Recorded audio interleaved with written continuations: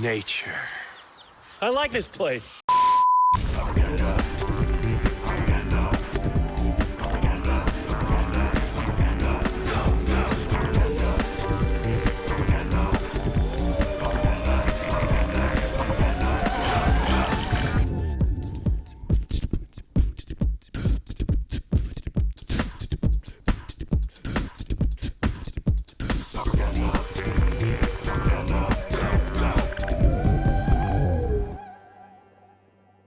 Hey, and welcome to Propaganda this Saturday, as always. I think in about 2 weeks we're going to be off, but for today and next week, we are here, and we're playing something I call Life Wall. This is a combination of tokens and a little bit of flying and a little bit of black, as you'll see why in a minute. But thanks for joining me, Shiraz and Cooper the Red. All right, so we have 24 lands. 4 of them are steppes, and we've got, excuse me, just a minute. Got remnants of like chapstick still on my lips. We've got some draw here. We've got some defense here. We've got some flexibility here. We've got some basics here. All of these are in here for the main reason we're running a Cenn's Enlistment. So mid to late game, we start churning out more and more tokens, which gain more and more life, and then 3 Ash Barrens. For a grand total of 24. But watch, we'll probably get screwed today, right? That's how things go. Hey, Mtmentat in the house, and Deluxe, Shiraz, Cooper, and oh, thank you for that. Wow, thank you, Mtmentat. As always at the tippity top. All right, so we've got 2 Omen of the Dead, probably one of my very favorite cards in conjunction with Skyfisher. 4 Soul Wardens and 4 Bodyguards flesh out our 1-drop spot. We have 3 Journey to Nowheres, as move my mouse over here, to go along with 2 Oblivion Rings and a Harsh Sustenance as kind of our removal suite outside of combat tricks and stuff, which we only have 2 of. We have 4 Kor Skyfishers, which, can go get this. You all know that, do all kinds of fun stuff. But this is the big, I guess, yield I had to do when playing this, because there's a lot of removal out there, and so spot removal, we have Omen of the Dead to go get back our good pieces. But when you invest in the board and you build out, we're going wide, not tall, as it's said. I really just wanted to go all in with these. You can play them as a creature, they pull removal, you can flip them, instant speed, can't be dealt with. Pretty sweet, and you get 2 of them out, you feel really safe. Suture Priest can kill without even attacking. Sometimes there's games where the person's playing a lot of critters, and before you know it, they're dead and you haven't really swung at all. I already went over this. We've got 4 Battle Screech, obviously 2 rallies, so this kind of acts like 5 and 6 as far as defense go. 1 Guardian to just kind of steal Monarch when necessary. We could always, it's like playing 3 of them mid to late if they are able to deal with it. And then Cenn's Enlistment. So one of the best ways to deal with the Guardian is an Edict, and that does nothing against this list. Sorry about all that, guys. Anyway, yeah, that combo is probably, I was quite asleep on Omen of the Dead when the Omens came out. I was like, that's nice. And then I saw it played against me with Skyfisher, and I just fell in love immediately, as I'm sure most of you did. We got a pretty spicy sideboard, people. We got 1 CLP black, 2 CLP blues, because they're likely one of them to get countered. CLP green, see where I'm going with this? 2 CLP red. This is mostly for, obviously it's good against burn, but for a Tog, they can get big in a hurry, and that deck's getting pretty popular right now. And we've got 1 CLP white, 2 standard bearers, 1 more Harsh Sustenance, 2 Suffocating Fumes, 1 Kor Sanctifiers, and 2 Holy Lights. I used to have 4 Holy Lights, but found out I was hitting black pretty easily and often, so I wanted the added flexibility of doing that. So anyway, Lorraine Sushi's in the house. All right, Clapton Vad Tepis. Wow, getting all kinds of prime love today. I appreciate it. Thank you very much, everybody. Okay, so I've got this set up, and man, I am so up for this changing the name of it anyway. If anybody comes up with a cooler name, I didn't want to call it tokens. I mean, it technically is tokens, but I've done tokens lists before, and I tend to like ones that go all in, like with Raise the Alarm and stuff like that. So, boy, this computer's acting up already. Yeah, artifact lands. Yeah, I'm glad you brought that up. We're gonna just kind of go in and out of this list. Break Ties, one of the new cards in the Modern Horizons 2 coming out. Man, look at the flexibility on this. I think you might see one of these in a sideboard here and there, but outside of that, Reinforce, nice mechanic return. I mean, this just what else do you want? The Turok card's interesting with the randomness, but at 4, I don't think that'll see play. But it is so nice for just the lore of the game, right? To have the word Turok on a card again. And then this old school artifact. I sure hope this continues. I really like the old artifact look, as everybody knows. We'll continue to go over that. But yeah, I want to play first. Let's go. All right, we got 2 lands. We're good to go. We'll keep. Not the best opener. Would really like to have 3, but we'll see how we go. Yeah, a bit long on the showtime today, probably, just the way tokens are, unless we get some submissions. But yeah, those artifact lands, I'm definitely going to fit 4 of those in and take Brute Squad for a spin. That's pretty exciting stuff. I think the original build had 1 plane and then, you know, the artifact lands and stuff, but that might really help out. My son doesn't think so. He's of the opinion it's going to cost too much tempo and time. But yeah, I think if you're playing like black decks and stuff, you probably want to start going a little bit more in the Wretch Mind direction instead of Duress, because a Tog and company is going to be out early and often in a lot of places. Alrighty, I think I know this is going to be Fairies something, and we have protection out already, so we might as well get our life sweep. When you play this Suture Priest, and I will screw up today, on the triggers. The very first time it comes out, you got to pay really close attention and get your triggers right. Otherwise, it'll plague you the rest of the game, costing like minutes, which is usually, you know, hype train. Hey, all right, look at that. Who did the hype train? I forgot. Oh, there it is. That's awesome. I've never seen that before. Pauper Tim subscribe. My goodness. I have a sign on my face saying donate to Prime today. I appreciate that so much, guys. Thank you. Thank you, thank you, thank you. A lot of love today. Woo! A lot of love and very densely populated love. Got low view count and a lot of love. Ooh, is this the Dimir land destruction deck? Peat Bog showing up. Interesting. That being said, I guess we'll get our stuff online. I'll play the Barrens. And I'm going to hold on to that step because I think our Barrens is going to go bye-bye. That may have even been an incorrect play if he is on land destruction, because he's going to rather him pick on one of our white sources outside of our dual land source, but we'll see. Cooper the Red, Pauper Tim, AZN 2K2, let's go. Right. Yes, yes, yes. I love the hype train. Here we go. Ooh, that's a pretty one. It's like you're camping in a swamp and you wake up to see that. It's like you made it through the night. No zombies around. Oh, what are the odds? Yikes. That really blows, but we've got a little bit of a good option there, but probably going to have to let these dudes go. I'd consider if he Edict us right now to pitch Benevolent Bodyguard incorrectly just so I lose both creatures and he loses Pestilence, but it's probably a worst case scenario for our first round opponent. Hey, by the way, Propaganda Playmat is now on the way. All right. Thank you, Range Sushi.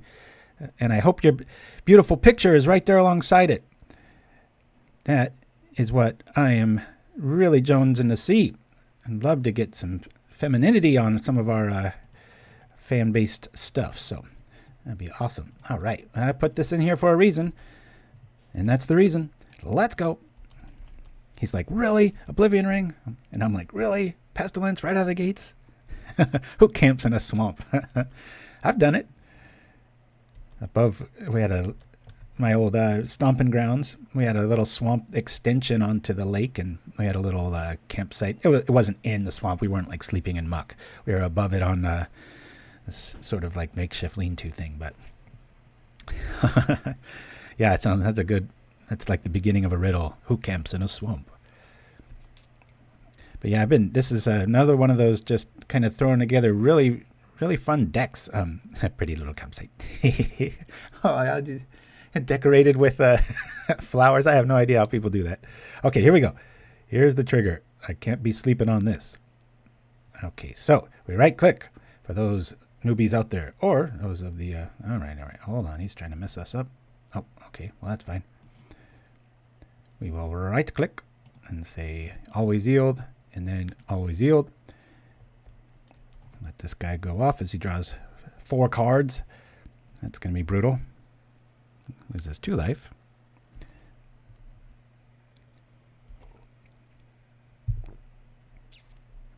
Yeah, I always wonder those Harry Potter movies, speaking of Golgari campsites, when they're in the potting plant scene and I always wondered if that was would be considered like a Golgari sort of, I don't know, school, teacher, classroom. what's the word? Well, we got protection here, but we've got a clear getaway for this Screech. The Battle of Screeches. Always yes, always yield. And we're not attacking, so I might as well be doing this. We'll flash this back. And I feel pretty foolish if he's got some like, well, what would he have to have? Like a Dark Ritual Pestilence pull right here. Just doing a little bit of a setup turn here. Be really nice to top deck another Lumithread. Then we get out of range of Pestilence. And I hate the idea of 24 lands, but I love when I have the discipline to build something with a true 24 in it, because when you get screwed, you just know it's not your fault. It's like, oh, obviously the mana gods are really mad at me right now. But yeah, that bodyguard is just MVP. It does so much. So he's probably going to go for it right now. That's what I would do. He could have snuff out, whatever he's got. You know what? I'm just going to, I'll pull it on this just so it goes in my yard instead. We can get it back with Omen of the Dead and such. I'll call black. Maybe he's got a late land drop and, you know, Disfigure or something like that. We shall see. Golgari Community College. There you go. Yeah, I almost did an Abundant Growth commercial. I was looking for, I was having trouble finding in all my old commercial footage and stuff, good footage of like planting stuff. So that might be on the way. Just kind of a like Miracle Grow in the States here, but you know, just show all these like time-lapse footage of stuff. And of course it'll be available at Send Gear Superstores and all that. Hey, that's a pretty good little draw there. We'll go from there. And I'm gonna bait the removal here. Who knows? So we got kind of double the life total, and again, you know, you can play this at instant speed. Oh, that's a... I would have lost money, and I've been playing this for like 5 days now. I swore that cost 1 to flip. What card was I thinking of? Very strange. Well, that's gonna hurt. At least we got our bodyguard out. Golgari Agricultural Institutes. Also pronounced guy or guy. Who can tell? Yeah, Little Fight's out camping. Maybe he's camping in a swamp to answer the other question. Abundant Growth seems more like Moros's Market. Yeah, we gotta come up with some. Oh gosh, what do we've got? We've got Moros's Market, Send Gear Superstores. There's a Little's House of Loot. There's a few that we've mentioned here and there just on the back plate, so that it's not always the. It's a pretty small world, right? My little commercial universe. It's like a town of 4 stores. It's like everything's there. Oh, and then there's Occam's Astrolabe Warehouse. Remember, Arkham? Yeah. Will it trigger by itself? We don't have to touch anything. Yay! Well, maybe our mana error there won't hurt us. That would be so lame if we had to lose our morph. It's a trying time. We must bide our time. I'm gonna probably get in with that dude here. Yeah, let's see if I do that. Well, then I can't pull him back. Darn it. Well, we can get a big old fatty going here, and we'll get back the step. I think that's the best play. We'll definitely keep our options open here, so we can draw something. We'll bring this back. Gain the life. We're all right. And away we go. So we're going to cycle and make all our guys big and strong. Oh yeah, the black market. Oh, that's a good idea. Yeah, like the little tap dude. Yeah. What's the wording on that card about the market, or what's his name? I forget that. I just know it's a 1-drop, and whenever he taps, he eats everybody for like a life. All right, is bodyguard going bye-bye again? I'll probably have to protect, I would say Skyfisher, sure. I'll say black. Must have a Gary engine with the Obulites showing up like this. Never could you guys... Oh, it's an actual card. I thought it was the night Market Lookout. That's the one I was thinking of, Nim Chimpskey, but I guess both are right. Boy, this is going to be a long game. Not like you tune in to just go away, though, but for me, I'm just like, oh, I have nothing to do the rest of the day, so like, what am I in a hurry for? All right, time to pay our dues. We will cycle here. Hopefully you get like an Omen, maybe it would be a pretty good call. That's not bad. We'll improve our squad and flip over. All right. As we get big. Boy, stuck at 4 lands. It's pretty weird for this list. Creatures are coming. I'm going to just play the land, and I'm actually going to play the Guardian here. Just want to get some semblance of offense going.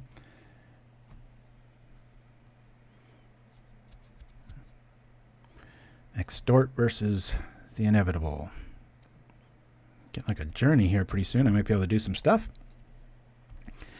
Even a big old 2/4 fat Skyfisher. I don't know how it's staying in the sky being that heavy, but it can't even get in there. A double Mole Drifter. A pretty cool list by our opponent here. I love that they made Tormod's Crypt Keeper. Yeah, that's pretty cool. I think it's a 3/3, isn't it? Just thought it was funny and clever use of older cards' name. That's what I like too, Pauper Tim, is just that same with the Turok card that came out. I was like, oh, that just made me smile. I'll probably get it just for the flavor and never play it, but 4 mana, it's like, God, imagine that just gets countered. It's like, you just time walked yourself. Yeah, if it would be a no-brainer if that thing just had a 0 activation, or you could just sacrifice it to do that. That would have been epic if they did that, but yeah, I predict we're going to get a Gary Blink showing up here. We've already seen Undying Evil, and his devotion to black is getting pretty high.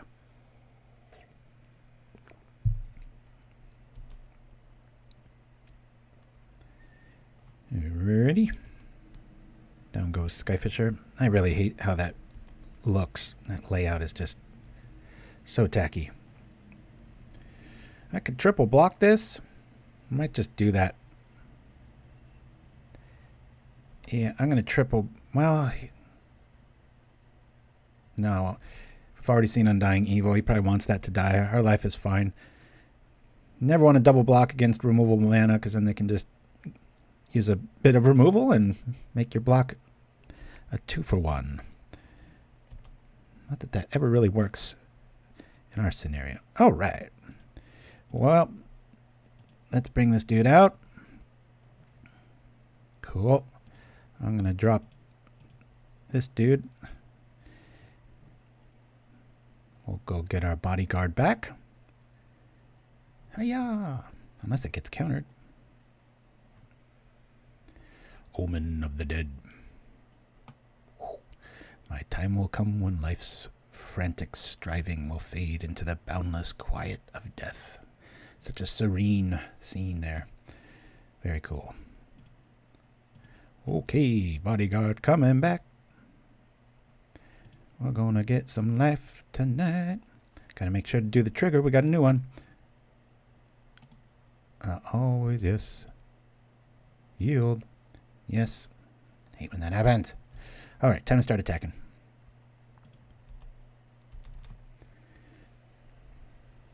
Yeah, Suture Priest does not look like a dude to me either. I creeped everybody out in the first episode of the official propaganda when we had the show. We had an interview with a Suture Priest, and we just modified the voice and did the whole talking head thing, and very awkward. My kind of style, but not many people, not many others.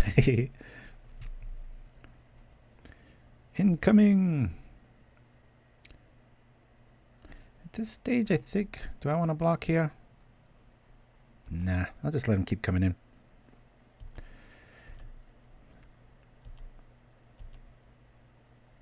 Keep waiting for that big Pestilence turn, but with the Screecher out, I think that's really his only way out.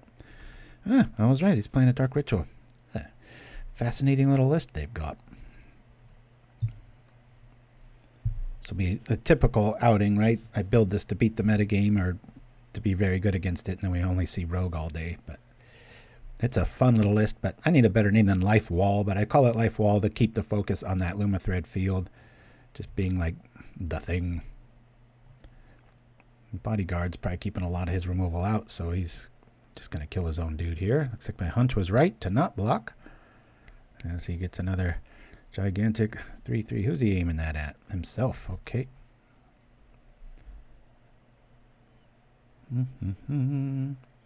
Gaining some life.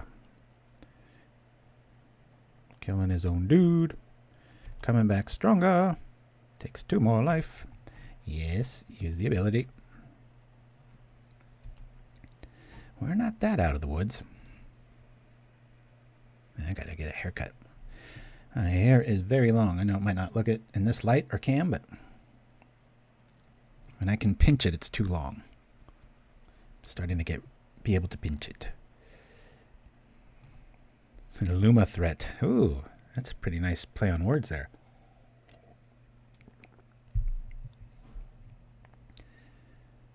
Pauper Tim with some knowledge there. Yeah, that Chatterstorm. Just anytime you see Storm, it's like you just kind of do a collective eye roll to, oh, Audacious Thief showing up to Wizards.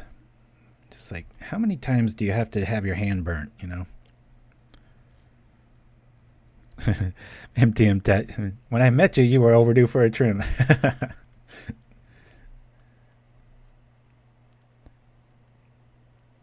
Can't even. Do we go all out soon? What shall we get rid of? At this stage, probably a Mole Drifter. Do that. 1, 2, 3, 6.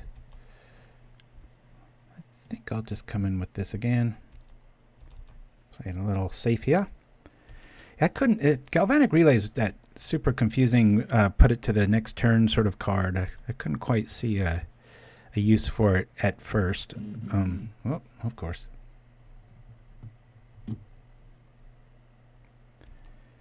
Alrighty.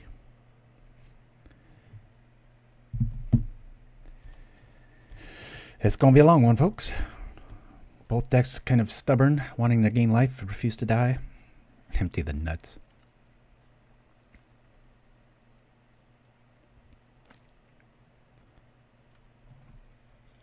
That artwork's pretty sweet, though, on Lumithread.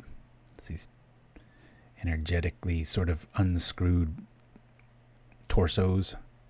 Ouch! Man, this is going to hurt. Not much I can do here. That's at a 9-point swing. Hoo-wee! Yeah, this is pretty cool, seeing a new use of the Grey Merchant. I know we were just talking about that. It's going to rocket up past our life total. Dang it. What I need right now is a Ramosian Rally. Loses a life, draws a card. I want to get rid of that dude.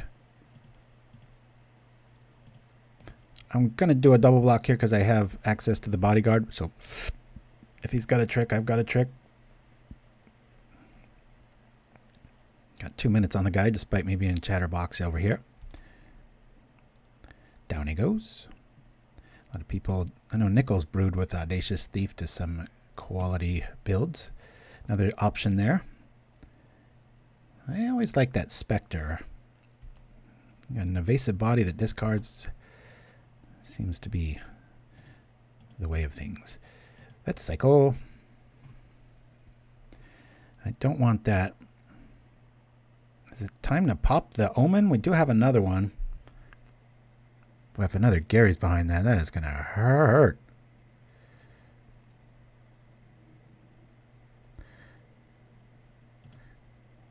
I'll do that at the end of the turn. Okay. Sure wish that Skyfisher wasn't dead.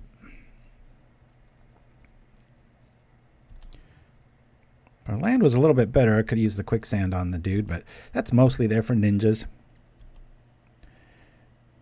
Yeah, occasional weird unblockable dudes. If you fail to go off on Storm, say Ritual, Ritual, Ritual, Fizzle, you can set up the next turn by basically getting 4 extra cards that turn. Temporarily. Yeah, I heard about that. I'm so visual. I'll have to see it.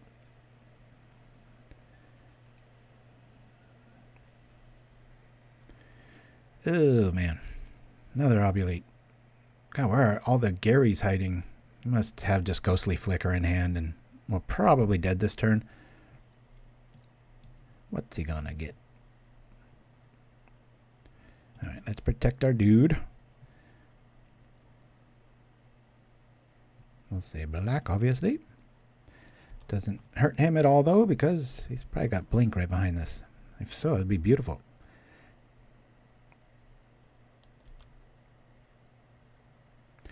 To 2 Quicksands it will, that's for sure. Boy, consider this. I can't really do a multi-block here. If he's got another Gary, he's got it. Or Blink effect. Extort, keeping him alive. That's pretty cool. Alright. It's getting a little bit desperate here, folks. So I'm going to do a little mini break of a rule to just make sure we draw something relevant here. Skyfisher's decent. 31 cards. I don't know about either of these. Let's say bottom on that. What do I get with the Skyfisher?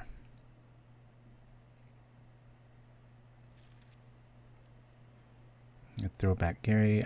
I'm gonna chance this and just say bottom here. I sure hope I want like a Sens or some token generator here to get going. Just one life lady or one little. I mean, we could have done the step. Return the step, cycle it. There we go. All right. That paid off nicely. I do believe I'll just go Hellbent here because I think I'll kill Gary with a combination of Quicksand and such. It's the -2, so it'll be a 2/2. And then I don't want to be blocking with these guys though. And we'll tap this. Life! It's for dinner. Right. Continue to attack.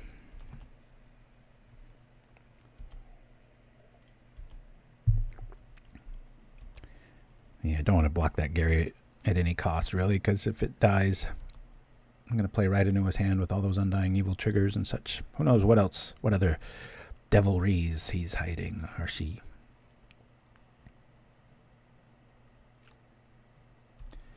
It's the bats versus the birds. Drat.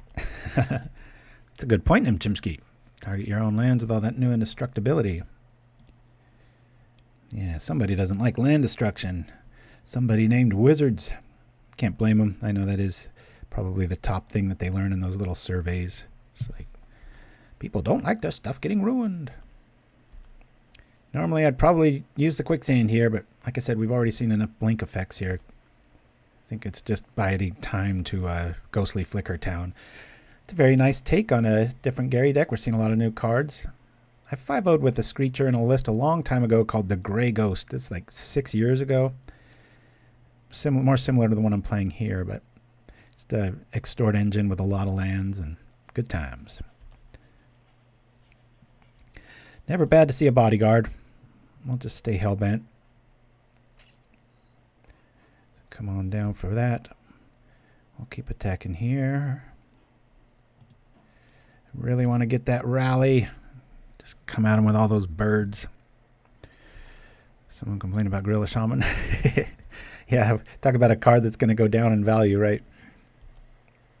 There have been times that card has been so high, and Pauper Tim will probably remember, or any of the other old timers out there. All right, there's a bog that would normally hurt us, but outside of some bodyguards, we already got one on the table, so if we draw our last Omen, we'll still be all right. It's funny how that worked, though. I omened, and then the next 2 cards were Skyfisher and that, so we could have been able to get stuff back. But I prefer what we have, which is a lot of life and a lot of air power. I'd feel really dumb if I could duress him and see like just 2 lands, because it's like, what am I doing? I should be attacking, but oh, interesting, Nim Chimpskey. The Grey Ghost from the Pauper Gauntlet. Yeah, that shows your street cred. And remembering that list, that was like one weekend, and then it was before I even did the show, I think. Here we are. It's somewhere out there. Well, the surprise is ruined. There's no reason to... I'll get the life here. And I think it's time to start attacking with everything. Yeah. Well, not everything, but you know what I mean. Let's attack. Whoa.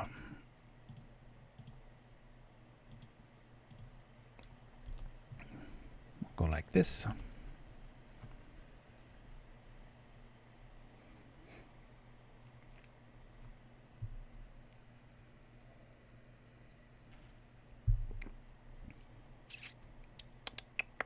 It might have been that long ago.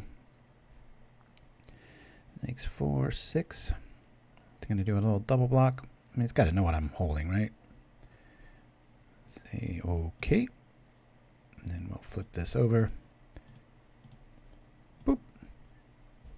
Flip it.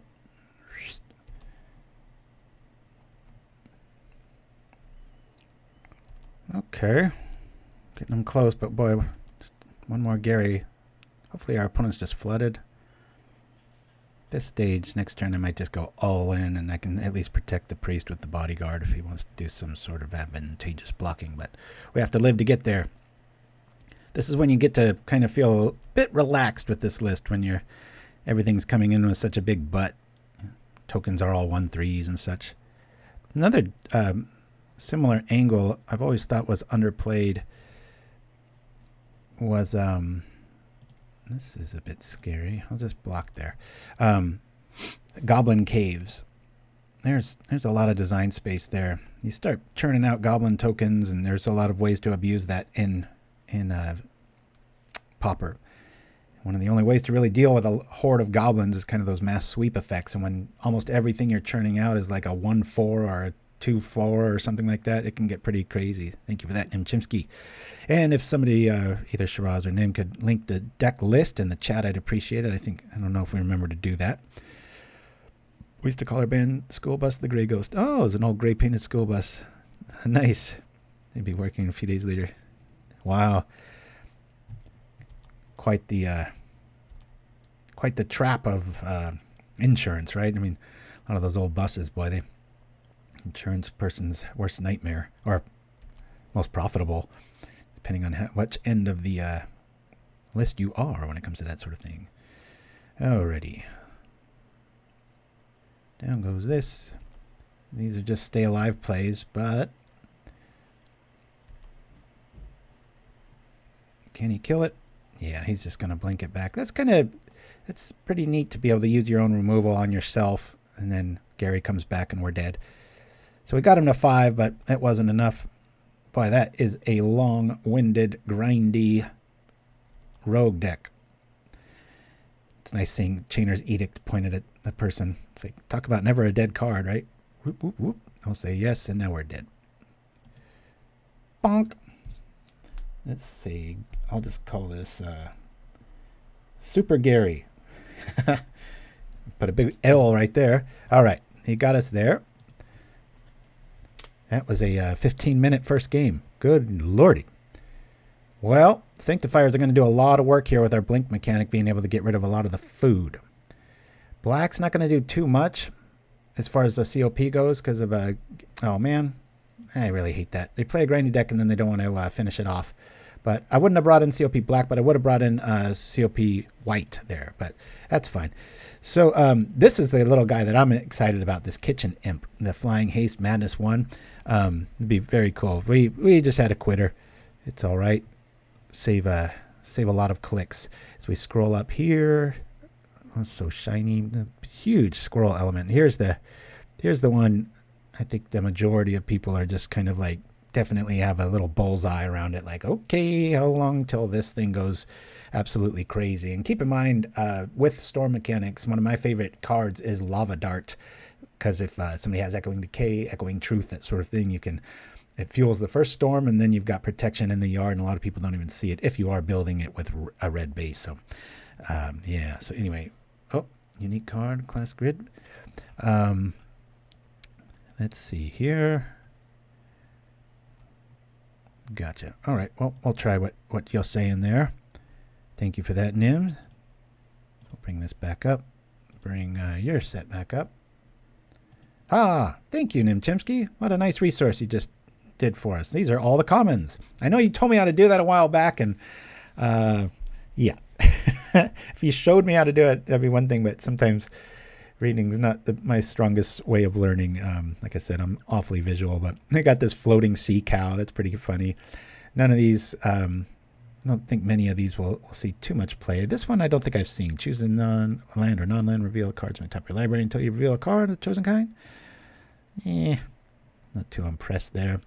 Bone Shards has been around. This is, yeah, so we got these artifact lands. I did a double take. I'm like, that's a common artifact land? Oh, and they're in every color combination? I'm just like, holy cow.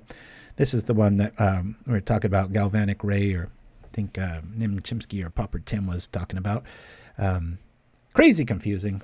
I'll have to see it in action before I really have those little eureka moments of aha. And before you get too excited about cards like Late to Dinner, keep in mind we've already got 2 cards that do this, and they don't see play. So maybe that'll be the breaking point. I doubt it, but I've been wrong plenty of times before. This little guy, though, that's some fun design space. And you're getting to this point now where you've got Bone Picker and you've got this guy, and you do have Liliana Spectre, and you could maybe make a deck called Black Skies. I don't know. Be pretty cool. Lose focus. Got to be on a little bit of a commentary there. Just interesting. I'm sure it'll see some play. The 2 is a bit of an issue, but that replicate's pretty damn scary. And of course, out of all the basic land cycling, blue ends up with the best one when you don't need land cycling at the end of the game, and you happen to draw this. Bam! I don't think you'd be paying 6 to do it, but it's a neat option. And the flavor text winner is Phantasmal Dreadmaw. Now, be fair, I haven't read all of them, but I was cracking up. It says, that was perhaps the most terrifying thing I thought I almost saw. And this is obviously going to go right into Brute Squad, at least as an attempt. I don't know if I'll compete with it right out of the gates, but those coming to play taps can be pretty interesting. Oh, I see. Bone Splinters and Bone Shards. I must have misspoke, but it's not a new card, though, right? It's a reprint. Here's the card that everybody we were talking about in chat just a little while ago with a Tormod's Crypt Keeper. A 3/2 Vigilance, sacrifice it to exile.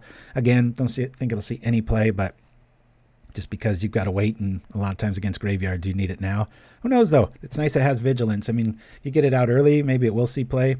It's a pretty big body for Pauper, so be pretty sweet. And we've got another little madness here there, so very cool stuff. All right, well, we'll try another one before we run away and go from there. But yeah, pretty cool, and the art's pretty good. And I really wish they'd bring back that artifact color. But yeah, this Break Ties, boy, that is some design in there. Again, not saying do it. I'm just it's interesting. 2 lands and a whole lot of ugh. I think I'm gonna mulligan this. Oh, that's late. Protection. We can draw. We've got 4 lands. I'll keep this. I'll get rid of the Quicksand. And lead off with the Barrens if nothing else. Oh, I see Nim Chimpskey. Okay. And we got rid of our life hand, and then look what shows up across from us, right? Boop. Be nice to get a bodyguard out, depending if this is just true burn or not. We'll see. Open up the yards and see how we do here. Well, this one will definitely not go as long. Well, maybe take that back. Some Rakdos lists can get pretty long-winded too. Alrighty. I'm going to drop this to this. I'm just going to go for the life angle here. We'll lead off with the Warden. Kills it. We got Omen next turn. We'll just replay it. It's probably dead. Boink. Throw the possibility. Uh-oh. We might not have lands after all. We've got an Exhumed deck on our hands, folks. And I'm playing a list without any Macabres. Oh, the humanity.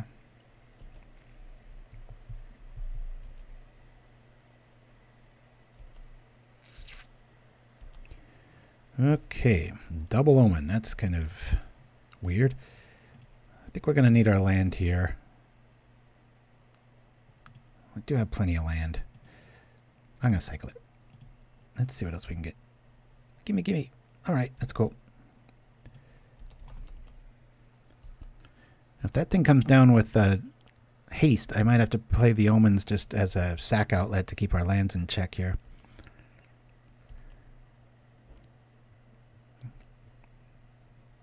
Oh, that's pretty cool, Cooper. Thanks for keeping the chat moving along here, guys. Especially with that little fight in company. Uh-oh, there's Dragon's Breath. I play that card in my commander deck, Dark Withering. Okay. Well, we won't have to use Omen if he has Exhume here, will we? He'll do it for us. But we'll do it now in case we do draw Skyfisher. Yep. Okay. And back we go. Cool. We're starting to get some critters out now. Just with the red up, I wanted to do that in the order that might have made a few of you go, huh? I'll keep my Warden alive, then gain 1 life. If he's got removal like that, which at this stage would probably be... What's that lightning one that does 5 if you discard it? It costs 1 red. Lightning something.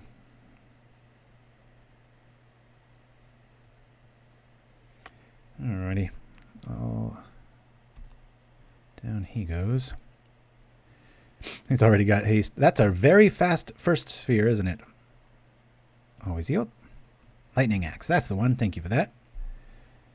Okay. Well,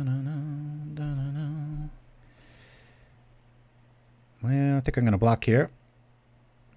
I haven't seen this card in quite a while. Let's block. Better than taking 5. I'll throw the Omen out. Get it back. Gain a life. And here we go. Man. Not drawing the best, are we?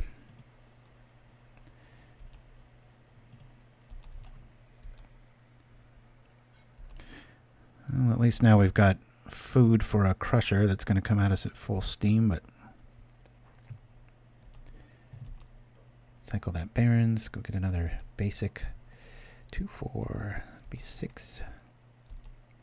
6 is a good holding spot if you're going to hoard mana. They've got to find it. They're halfway through their deck almost here.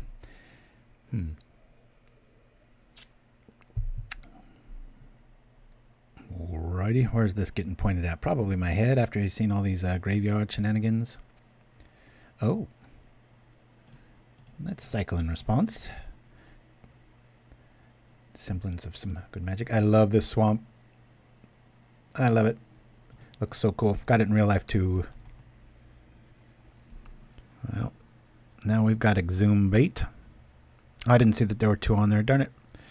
It was kind of dumb. Alrighty. Time to trip one of these Omens. We need some semblance of offense here. That first hand had 3 Battle Screeches, but we haven't seen any since, so that's a bit frustrating. Go for it, sir. Add to our yard now. Boop. Yuck. Bottom, bottom. Very glad we did that. Recipe for disaster. 1, 2, 3, 4.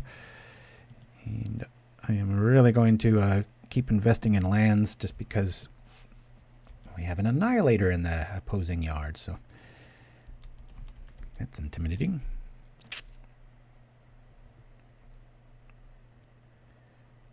There we go. Darn it. I mean, we've got the answer, but it's going to hurt us quite a bit.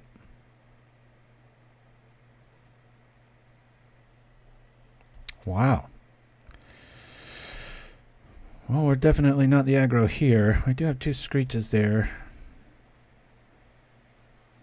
I'm going to lose 2 lands. And I'm going to block twice. I'm going to keep our life total up while we have the options here.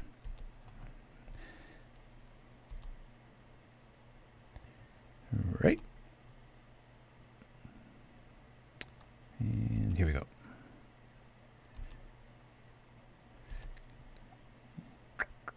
Not bad, but not the greatest either.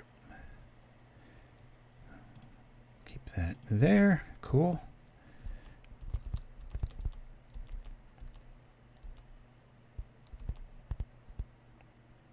Oh no, he's got another one right behind it. Because Gargantua move's pretty cool when you have the discard. Got a lot of things about our Unearthed deck last week where, you know, they were talking about that, and I was like, well, you have to have it. I really like this guy's build with the going all in with the Thrill of Possibilities. I've got a few versions similar where I run all 4 Thrill of Possibilities, because that way that Gargantua is an awesome card. But if you don't have access to a lot of discard, like last week, and we were relying on Imp, so got a few emails about that, and it was like, no, no, no, no, not so fast. Wish I had some offense here, man. Get our blockers out. It's going to be frustrating to get that first Sphere Gargantua going, and it runs into a little bird.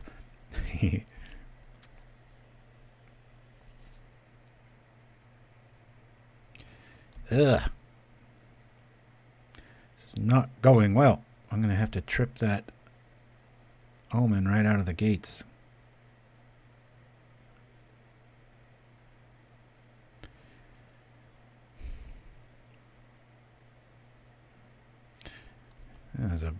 That's brutal.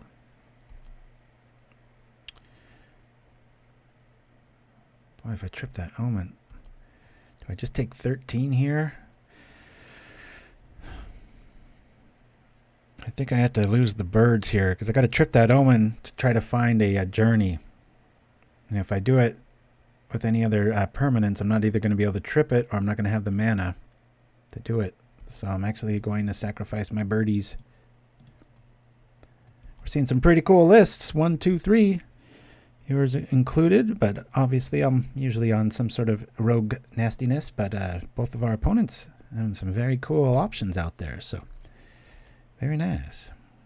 Now, maybe they should be playing with Village Rites. Get some extra value out of that at the end of turn, right? I guess we could just draw into it, right? There's no reason to really... of course there is. We haven't drawn yet. There we go. We'll say bottom. We'll say top. And if he's got another Exhume, we're really screwed still. But talk about playing to your outs. Haha!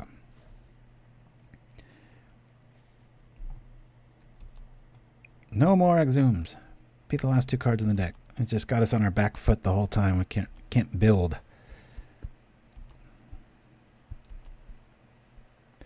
Well, that's a nice thing to say, Pauper Tim, but given the circumstances, I think I played that one right. I know. In a perfect world, I got to do all those things, but when Annihilator's looking you down, you got to make a choice. I'm just glad you think things through a little bit too much sometimes like that. That's always when it doesn't happen. So that was a nice example of playing to my outs and it actually paying off. I know sometimes in poker that never comes through, but sit there with like get beat with a 2-7 across from you and you're like, you're not supposed to keep that until after the river. Who does that? Oh, okay. I see. I was just like, hey, I was in a rock and a hard place there. What am I supposed to do? Boy, they are just churning. I don't think we're going to win this one, guys. It's got 2 more Exhumes. One's probably in their hand. And at least we've got a critter here. We'll do this and maybe buy some removal. When you talk about feeling useless, that Harsh Sustenance is just doing a whole lot of nothing. It's going to lose that. I don't know if it's worth bringing in COP black maybe, but I don't think red.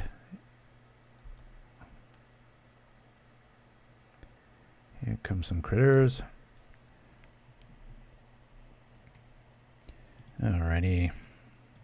We'll just morph it. And we'll yield through the turn. Kronstriker. Oh man, this is over. Whoa! I have never been attacked with a shark. Hexproof shark. And he gets to scry. What a cool little list. I don't know why you wouldn't come at me with a crusher there. You just win. Wants to keep the bleeding going, I guess. I don't know. All right. That's a pretty cool way to lose, though. A big old megalodon. But I don't know what it is. Sharks and magic. I know they're prehistoric creatures and stuff, but it's just right there with dinosaur. I think we talked about that about 2 weeks ago. Well, Exhume. Not a list I expected to see. Standard Bearer is definitely going to come in. No. Boy, you know, I'm so zeroed in on Tron and having ways to beat it. When I have access to Harsh Sustenance, I often think like, well, I don't need much graveyard removal, but might be good to sneak in a bog here, or maybe the worst card against them is, I mean, the best card is Faerie Macabre. That's usually an auto scoop when they notice that you're playing with those, because you get a 2/2 flyer out of the deal and they waste like 3 turns. Boy, oh boy, oh boy. I don't think there's much here to do, ladies and boys. I'll bring in a COP black for those Gargantua hits, and we'll go like that. And I think all we're left to do here is, yeah, I should probably make room. And that's one of the reasons I love playing Trial by Fire like this. I'm going to say maybe 1 Macabre in the sideboard for my notes. So if you like this deck, and you download the list, remember this part and what to take out. Maybe 1 Fumes on that second Harsh. I wouldn't touch the Standard Bearers. Those are too good too often.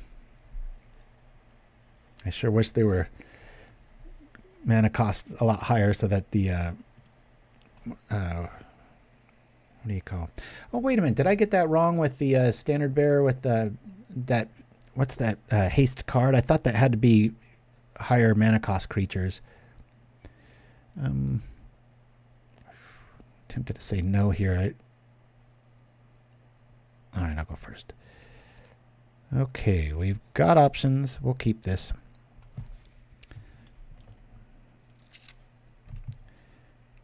I'll have to look at Dragon's Breath. Can you bring it up in the chat? I'm going to feel like a fool if I misremembered that being like a higher mana cost. If it can target any creature, then I should have brought in Standard Bearers to buy us that turn. Enchant creature. One creature with command. Oh, okay. That, yeah, it could have worked. Doesn't have to target it. I remembered it being like it triggers with 6 or greater, but if I had a Standard Bearer out, so little sideboard punt there. Apologies. All right. Let's. I guess we'll get this out here. I'm gonna lead off with. I guess we'll lead off with it. Maybe the life will be relevant.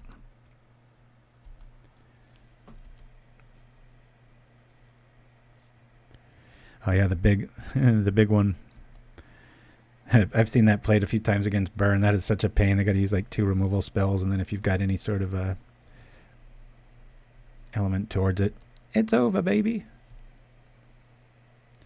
Darn it. Well, at least we have a critter in the yard. Haggle showing up.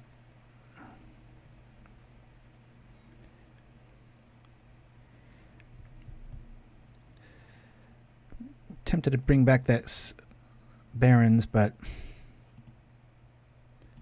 let me drop the Bodyguard here. I'll just play the Quicksand. I gotta just try to get as many permanents out as I can if we do get annihilated here. There he goes. Interesting removal suite. But they really go all in. I like this design. Here's the Nymph. Gargantua's in the yard. We don't have much of a way to do anything about it, do we? Alrighty. We'll play this, returning this, and playing this. Got some removal.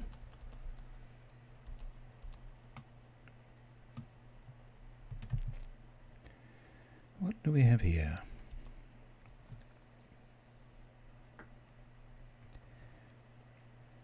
That First game would have won on time, I'm pretty sure. About 3 minutes up on the dude. Alrighty, this is probably going right towards Mr. Fisher. Oh, pointed at us, okay.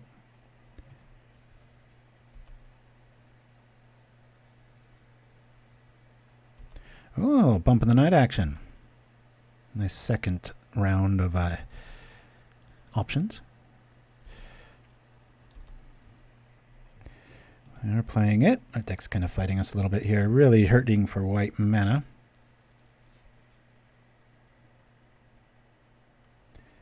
Yeah, we'll just get the critter count out and start attacking. Whoop. Could be, Nim Chimpskey, could be. It's pretty neat. Yeah, that would be a neat angle. I think you're onto something there, Nim Chimpskey, where you take out the Exhume and the Crusher and you just lean on the Gargantuan engine and such. Be a nice, nice option. Well, I'm not going to take 5. I don't want to get near single digits here.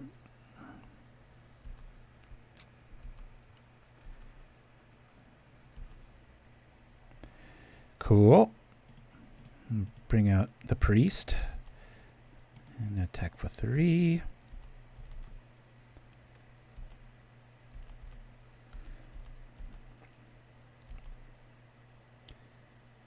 Got Faithless Looting in the yard. Siphon Life's present. What? Talk about a deck where you would surely want to have access to Faerie Macabre. It is this one. Where's this one going? Pointed at us again. All right.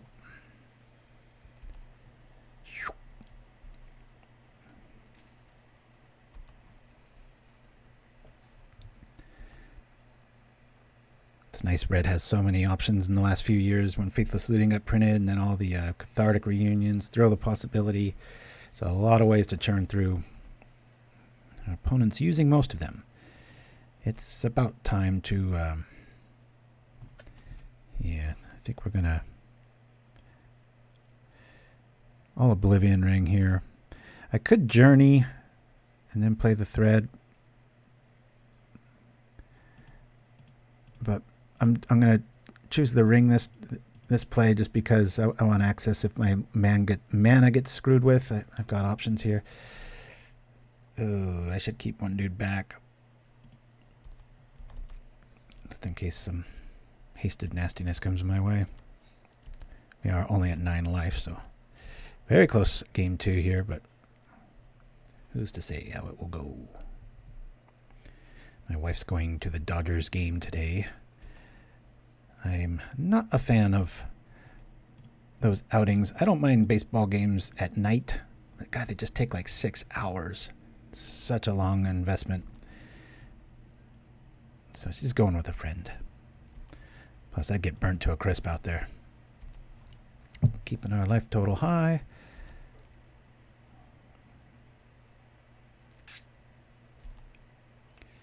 What are we doing here? Torture. Glad I blocked. That is a very intriguing list, isn't it? I'll do this. Gain some life. Much needed at this stage. And that's why we'll play this mysterious morph card instead of the other. Attack! Yeah! Nim Chimpskey, I think you're right. It's halfway through the list. We haven't seen one Exhume or any big boys in the yard. He probably thinks we're sitting on Faerie Macabre, or this person's played me before, and they would be assuming, the majority of the time they would be assuming correctly, that I'm holding all 4 of them in my hand because one of my very favorite sideboard cards. Alms of the Vein. Bam! 3-point life swing. Might as well be 6 the way this is feeling. Woo! I don't know if we're going to get another turn here. We really want Battle Screech. Never had to lean on Suture Priest's life that much, but this might be one of those. Very macabre. That's awesome. All right, let's go find an answer. We'll return this with the mana we saved. We'll cycle it. Give me something good. It's a creature. And at this stage, I'll take it. I'll leave up the sand. I want to think we have a trick here. It's probably the best way to do it. Life! Yeah! 2, 4, 6. Woo! This is very macabre. Or macabre. I always say re. Another word I mispronounce all the time is guillotine. I have to...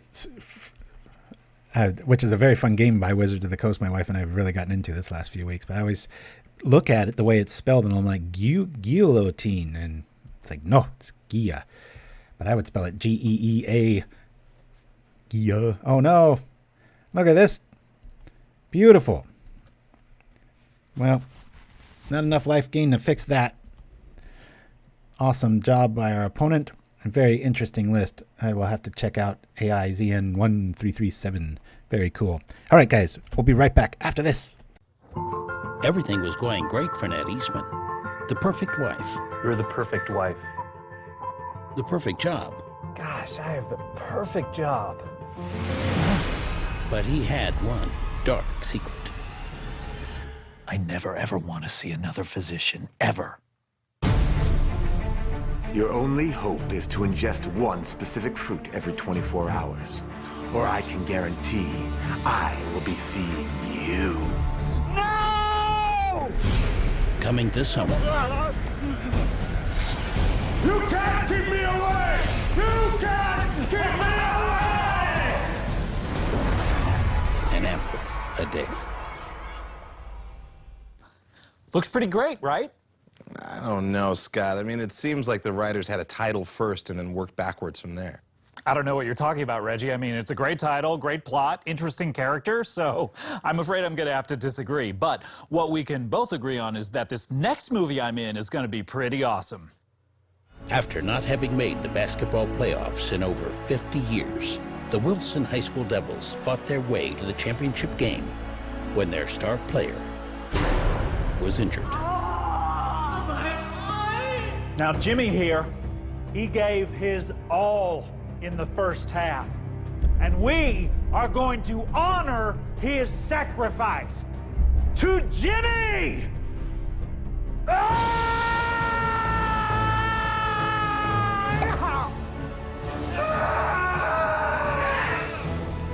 They might not have had vision, No, actually, Jimmy, you already...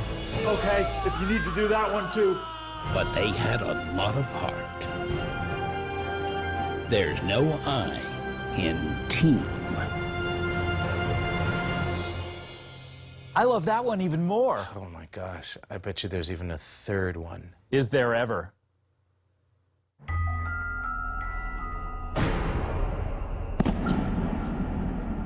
Hey, you! You know what that bright star is? Polaris. So you'd think that today of all days, you'd know not to lean against my wall!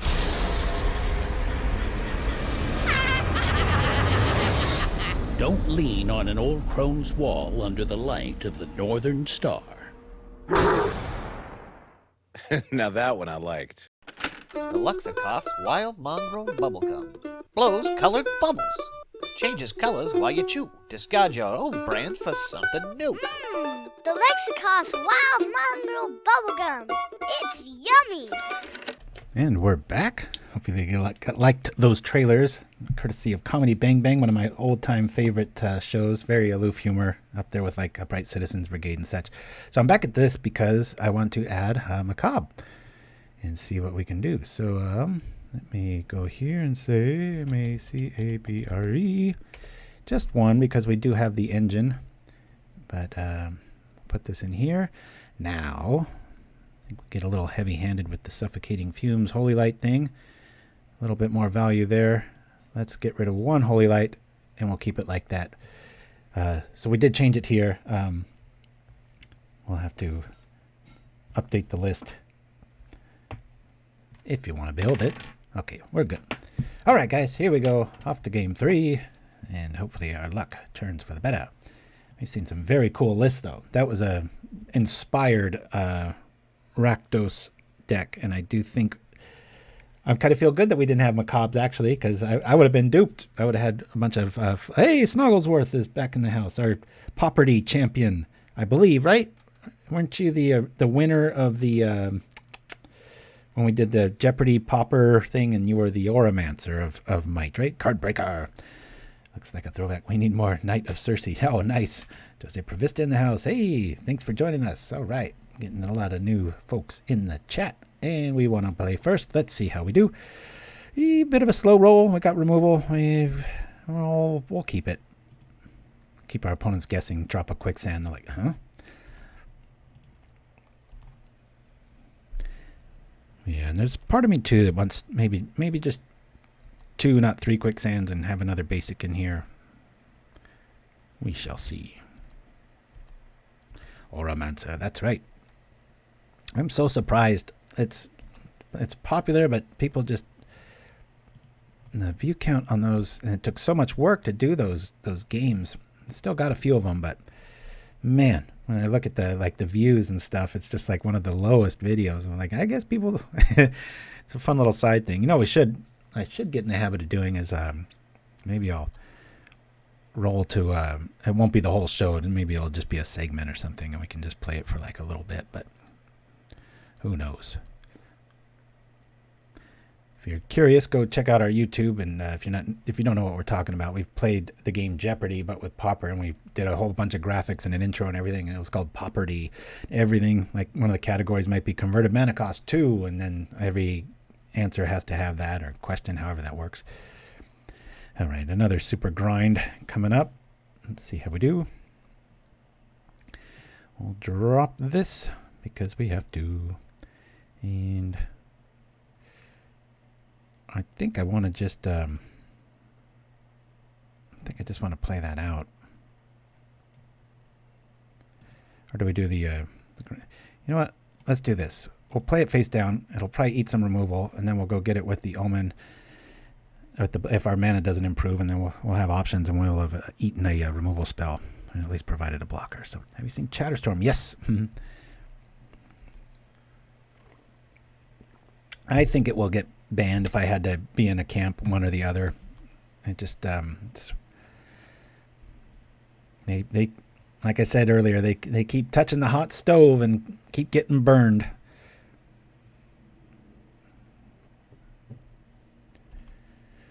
Some mechanics are just too evil.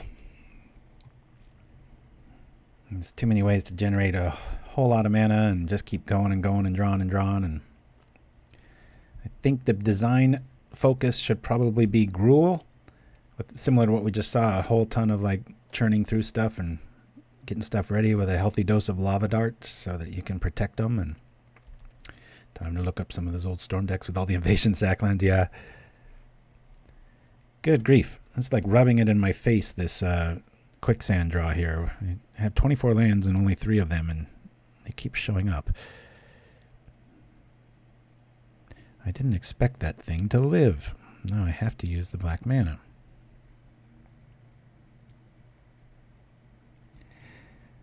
I'm going to keep our dude safe here. We'll rock here.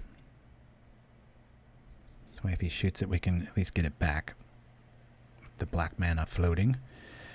Not gonna fall for it. I'll keep back. I'm playing way too slowly here. I'll keep this back. And here we go.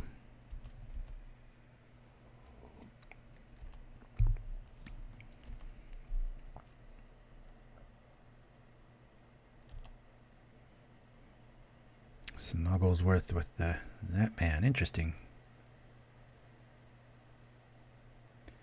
Why on earth would you attack with the Inspector?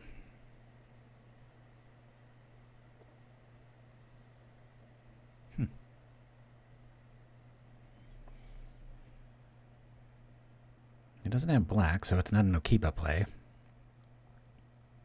Some Anthem effect, probably. Oh, that's interesting. Well, let's protect stuff. We'll do this to this. Guess we'll call red.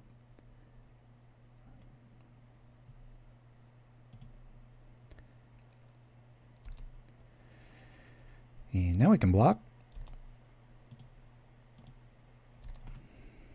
Hey, Atlantis TV in the house. Good to see ya. Yeah, that was a favor to us. I mean, our mana's not helping us, so we need a little bit of a favor.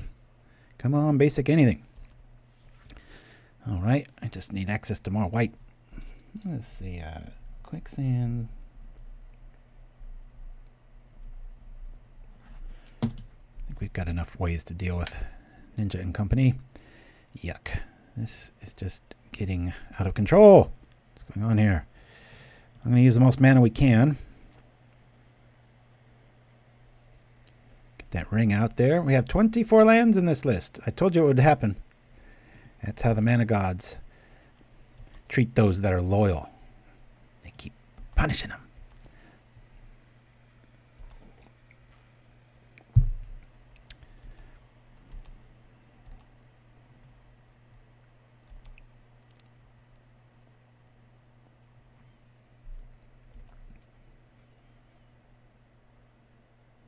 I'm sure deck designer Caleb's going to be all over that red card the week it comes out.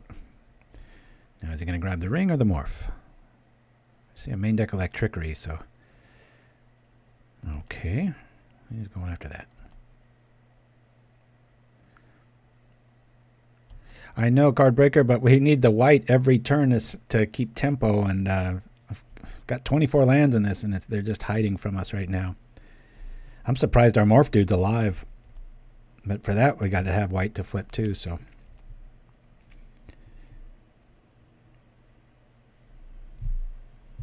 Okay, come on, just give me a plains. Oh, you bastard. Just so upsetting. Oh, well, at least we're staying with the attack tempo here, I guess. Good grief.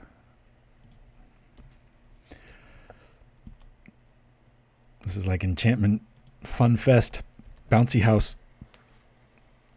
Oh, I don't... I'll call it Life Wall because we have 4 Lumithread's main.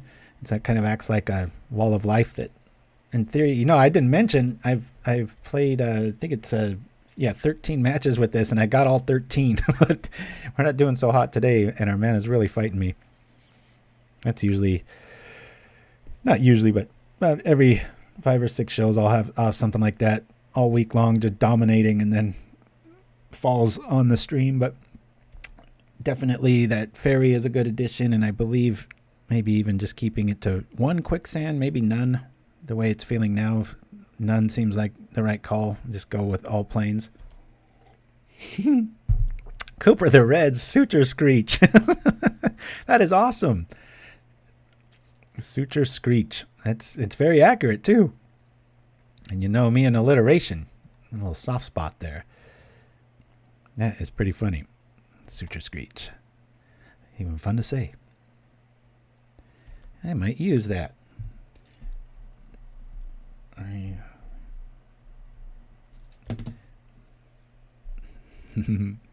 Suture-Screech. I better start winning or it's not going to live up to a name that funny and cool.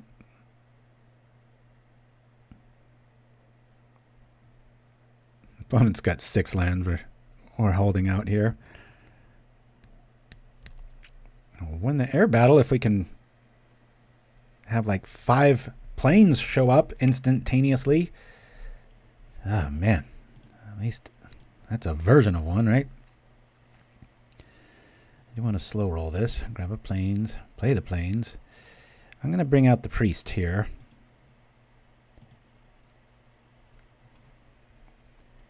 I'll attack into the hawks, or will I?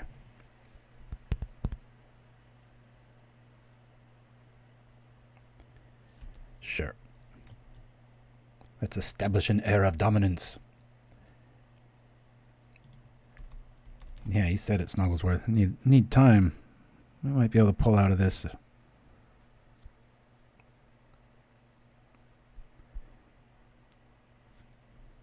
Didn't expect that. Can't afford it either. At least we're out of Electricity range. Priest will probably die, but we do have Omen.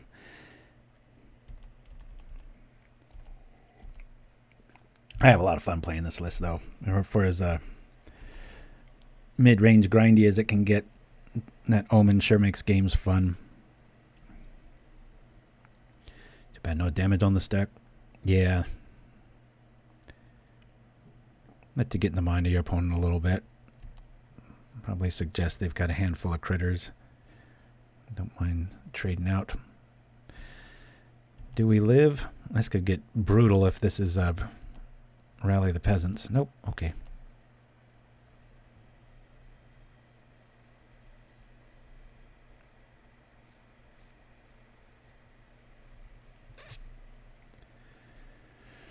Battle Screech. Yeah, I'd love me some Omen of the Dead, man. Ah, dang it. I just clicked through. Yeah, I want to use the ability. This is going to be a very click-intensive hand now. You missed that first trigger. Suture Priest should be called the Clock Priest. Just nibbles at your time if you don't hit those triggers, and sometimes it still does. Hey, Paladin 19. Good to see you, and thanks for stopping in.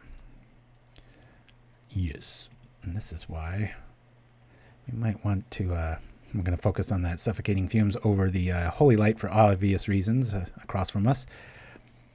Good news is we've got some air flight options.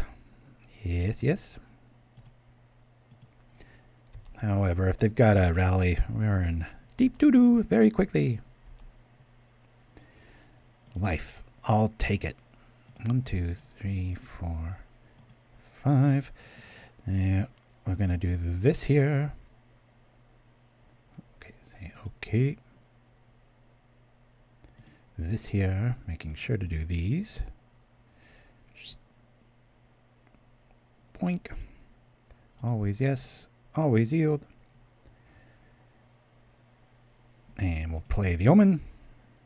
Grab the Bodyguard. Haven't seen much of removal from our opponent. They're probably just saving it for our face. And we'll gain some life here. Doing this. Keep in mind, blocking scene is rather obvious here, and I will do it just because there's such an army across from us, but kind of negates our defensive tech because it still turns on electricity with the 1 damage on the stack. So not out of the woods yet. That second Screech might get there quickly, though. Lightning Bolt.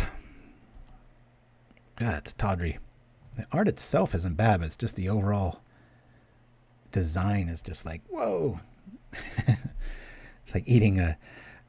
I don't eat much more... I mean, the sweets I have are like 100% cocoa. I've talked about it before. My wife teases me and calls it dirt chocolate, but I've gotten so used to that. I had a piece of... Our neighbor brought over this coconut cake. Even though we're fans of coconut, and oh my God, I took 1 bite of it and it had like an inch of frosting. It was just like, it's what that art did to my eyes. Just like, whoa, crazy. Who knows? Yeah, they've definitely flattened it, haven't they? All right, let's block. So we take a lot of damage. And here we go. We finally have 3 white mana. It's an amazing miracle. Grab some more life. Now things are showing up. 1, 2, 3. I'm going to definitely keep that open. Here we are. And hold on a minute here. I want to bring out the Bodyguard here. It only has 1 card there. I'm not too worried about that. I'm going to bring out the Bodyguard.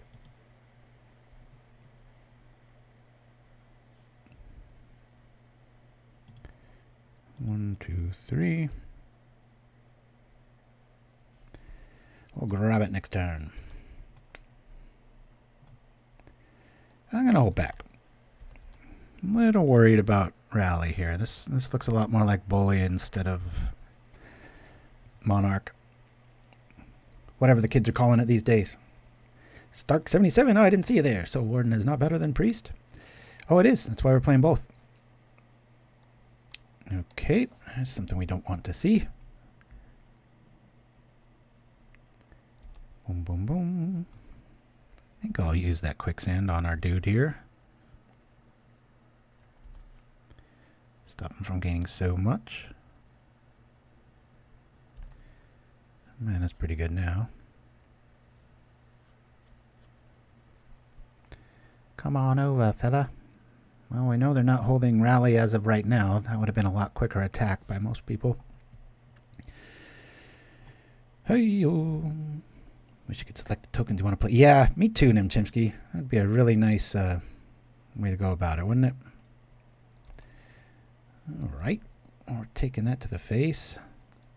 Oh, look at that. Okay, well, this guy's got a very strange order of things.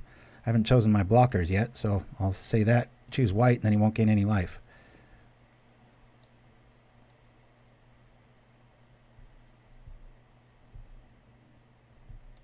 Okay. Playing the deck I made. No life for you.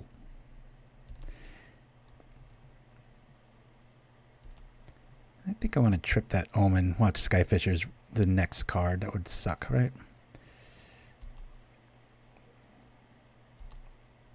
I'll go from here. There's that.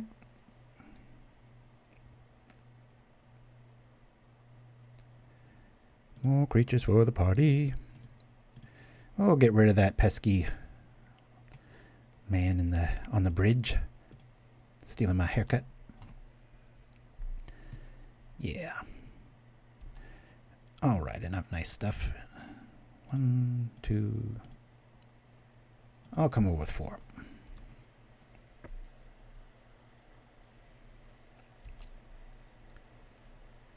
There we go. Yeah, I'll trip the Omen now.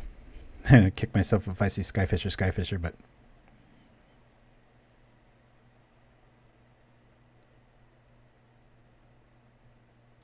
And this is why for Lumithread Field. We've got running a main deck Electrickery decks or the Suffocating Fumes, and you can always play it for the life if you got a lot of Wardens out and you need the life boost, and then you flip it. A little expensive play, but man, this is that same game we struggled with mana for ever. It's nice it ironed out here, but good lordy.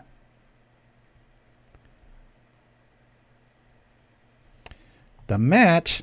Come on. All right, more design on the fly here.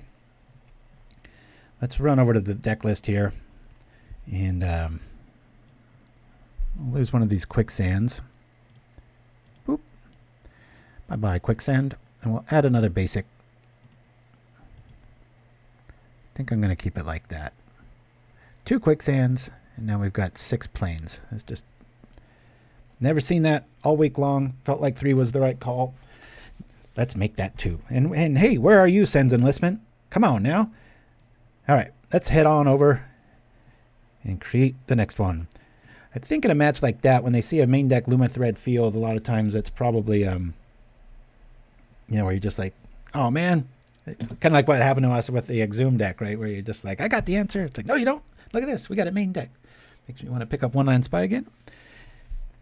Getting black was always the choke point. Interesting. Yeah, that's. Oh, I rarely see my avatar. It's nice to see. 2 evil eyes staring back into the mist. Here we go. Look at all that good mana. I like that. Yeah. We'll keep this. It's neat to play an Orzhov deck that doesn't have Pestilence. That's the contrarian in me, right?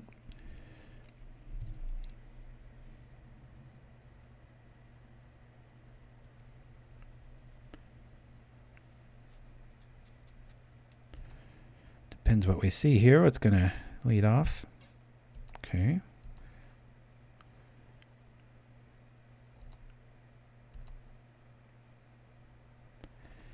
Probably need that.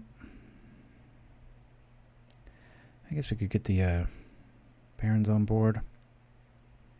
Let's lead off with the Barrens. Keep them guessing. I'll trip it, Basilica it, and get a plains out of the deal. What do we got here? Hexproof? What's going on? There's all kinds of rogue about today, right? Our victory was against the bully, which is probably the only non-roguey list we've seen today, ourselves included. Click very quickly or safely. Cycle this. Go like this. Get up planes. And we're going to have to discard, and we'll probably lose the Guardian. Just because it'll turn on our Omen. Or I could do the Lumithread, because then next turn we could just play it. We don't really have enemy colors coming across from us, so yeah, I'll get rid of the Lumithread.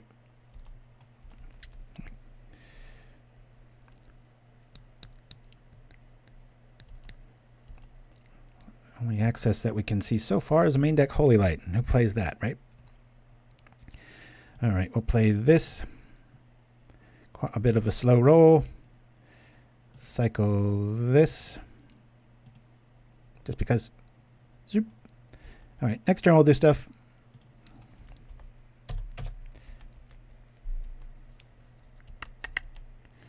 Double Omen, Battle Screech, Guardian. We got to see something. We're just playing this stall game here. We're both playing decks of the curious. Dun dun dun. Always yep. Probably some journeys headed our way. I'm not sure. This is making me very nervous. And I've got no information to go on, folks. What the hell? Well, let's go. Let's gain life while we can. And just go for it. Boom, boom, boom. I can play pretty recklessly here. We don't see any removal colors on our opponent's side, so we'll just turn up the tempo here. Attack! GW lands. That would be hilarious. That's when you know I've officially lost my mind. In like 40 years, you tune in this big old. Well, I probably never have a beard again in my life, but they're probably just drawing like we did that first game. But now they know what we're on. And you tune in, and I'm just playing an all land deck. It's like he's finally lost it. Been streaming for 50 years. So we could cut down on our Lumithreads, that's for sure. I don't want to go all out. They are creatures if we want to play them that way after all. We can lose 2 there. We saw green and white. So it's one of the things I really like about having an old school sideboard like this. We'll bring in, we don't know what we're up against, but we'll bring in green and white. And I think I'm going to lose another thread and bring in a standard bearer. I just got a hunch. And we could probably lose an Omen for that other standard bearer. And we might want to bring in Kor Sanctifiers and lose the field. I doubt they're playing with Sandstorm. Again, this is all speculation and hunch. Our opponent did the right thing and didn't show us their cards. So.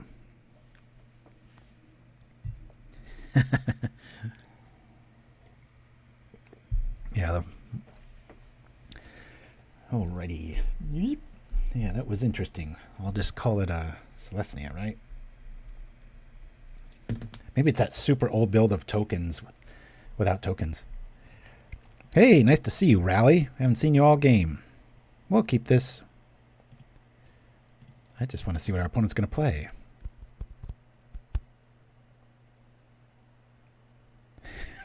Snuggles her. Just going to slow roll this. If the hand stays pretty similar to this with the Barrens play, cycle for plane, and drop Bodyguard as the first sequence, I think, makes the most sense.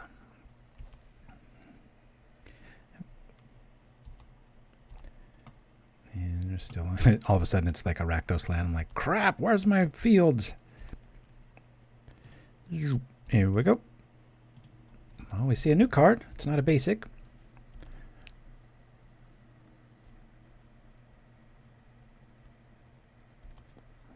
Okay.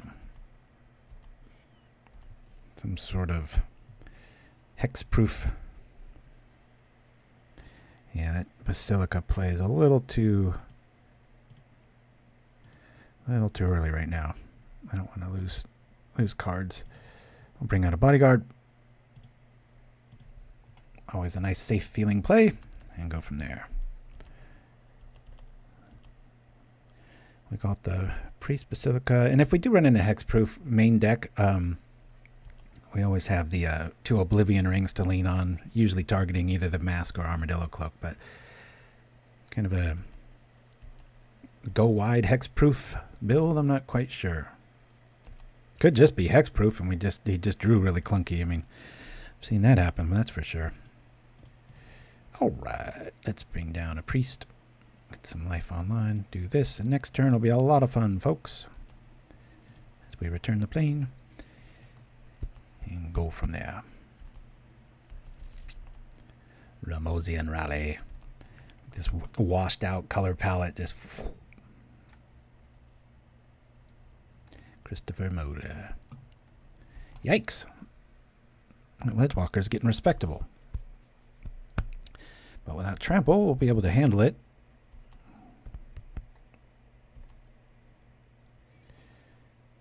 Ramosian Rally with a snow duel. Yeah, I guess you could go that angle. Another argument for losing that 3rd Quicksand earlier. But we do only have 2 of them. It's either my kill card or my my stuff's not dead card. Time to gain some life. Much needed at this stage. And I thought about Doomed Traveler. That's always one of my other favorite go-tos in kind of token-esque builds like this, but really, Bodyguard's just been MVP. Really been enjoying him. Boom, boom. Hello. You know what? Let's tap you instead. We might want to block that Selhana Mama if it gets to be like a 9/9 without trample.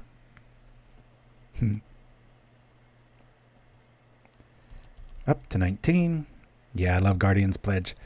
My very first build of tokens was, yeah, it had Doomed Traveler. So you could just kind of recklessly abandon attack, you know. Just like, go ahead and kill it. You know, I always love those angles. Clicked through it again. Not that this game's going to go that long, but it's very relevant. You keep that Suture Priest trigger. I mean, just keep your hands away from the keyboard. I'm not the best example, am I?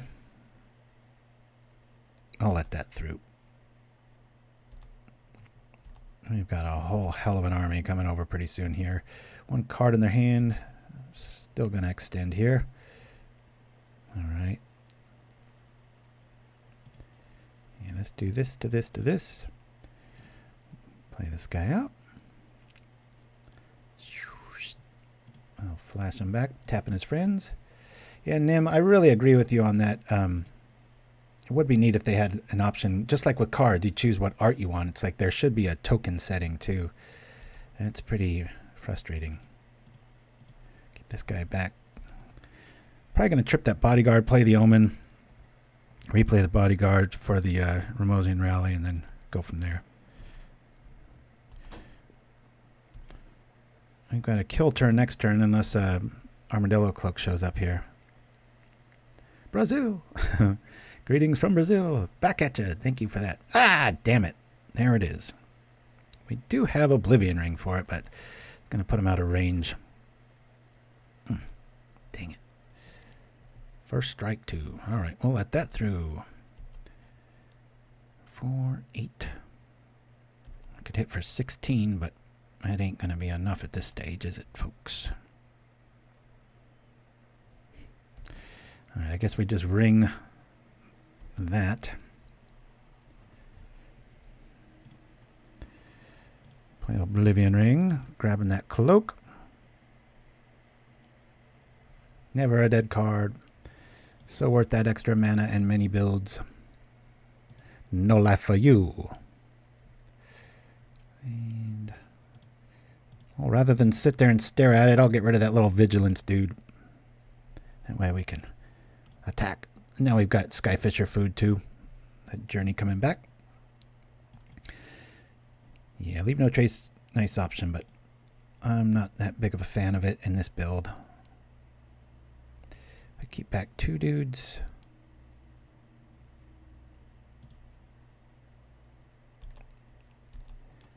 Encourage that plant to die so we can really hit hard here.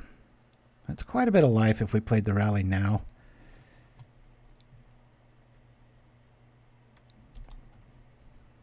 I'll leave it.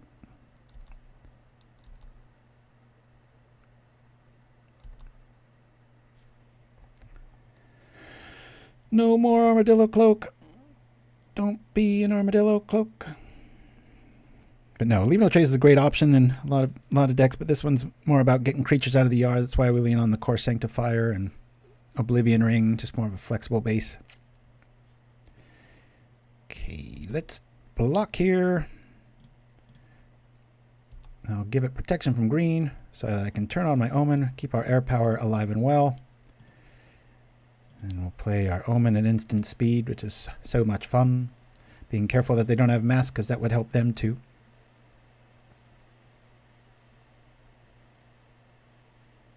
Oh! Nice play.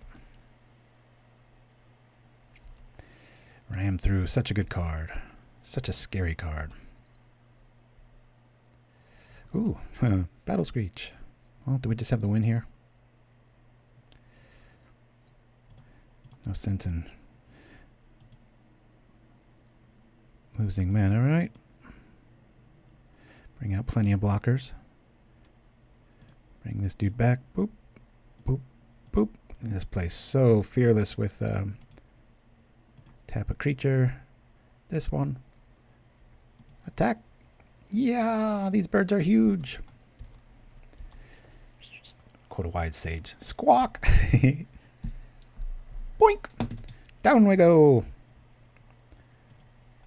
All right. Cool. Feeling better, feeling better. I think our 75 has been established now. So I'm going to go grab some more stuff, and we'll be back right after this visit with Tim and his maths. Be right back, guys. Problem 3. For this problem, you'll need to set your calculator to maths. It's the future, and Queen Elizabeth III and Queen Elizabeth IV are going to a party held by Queen Elizabeth V. They're keen to make the right impression, so it's important that they choose their outfits carefully. Queen Elizabeth III has 40 dresses to choose from, whereas Queen Elizabeth IV has 4,000. Queen Elizabeth V has just one dress, but it has the ability to transform itself into the shape of any dress. The night before the party, Queen Elizabeth IV's handmaiden steals the patterns to Queen Elizabeth III's dresses, and working through till dawn, makes 40 exact replicas. Can you calculate the probability that all 3 queens will be wearing the same dress at the party? And how many times can Queen Elizabeth V's dress change before it overheats? A perfect brew every time. Dawnbringer's coffee. The rarest beans. Fire roasted. A one drop of perfection. At the beginning of your upkeep, choose bold, rich, legendary flavors. Choose Dawnbringer's coffee. The angel on your shoulder. Available at all fine Sinclair superstores. Do you struggle to find happiness? Do you get the feeling there's something greater for you? There is.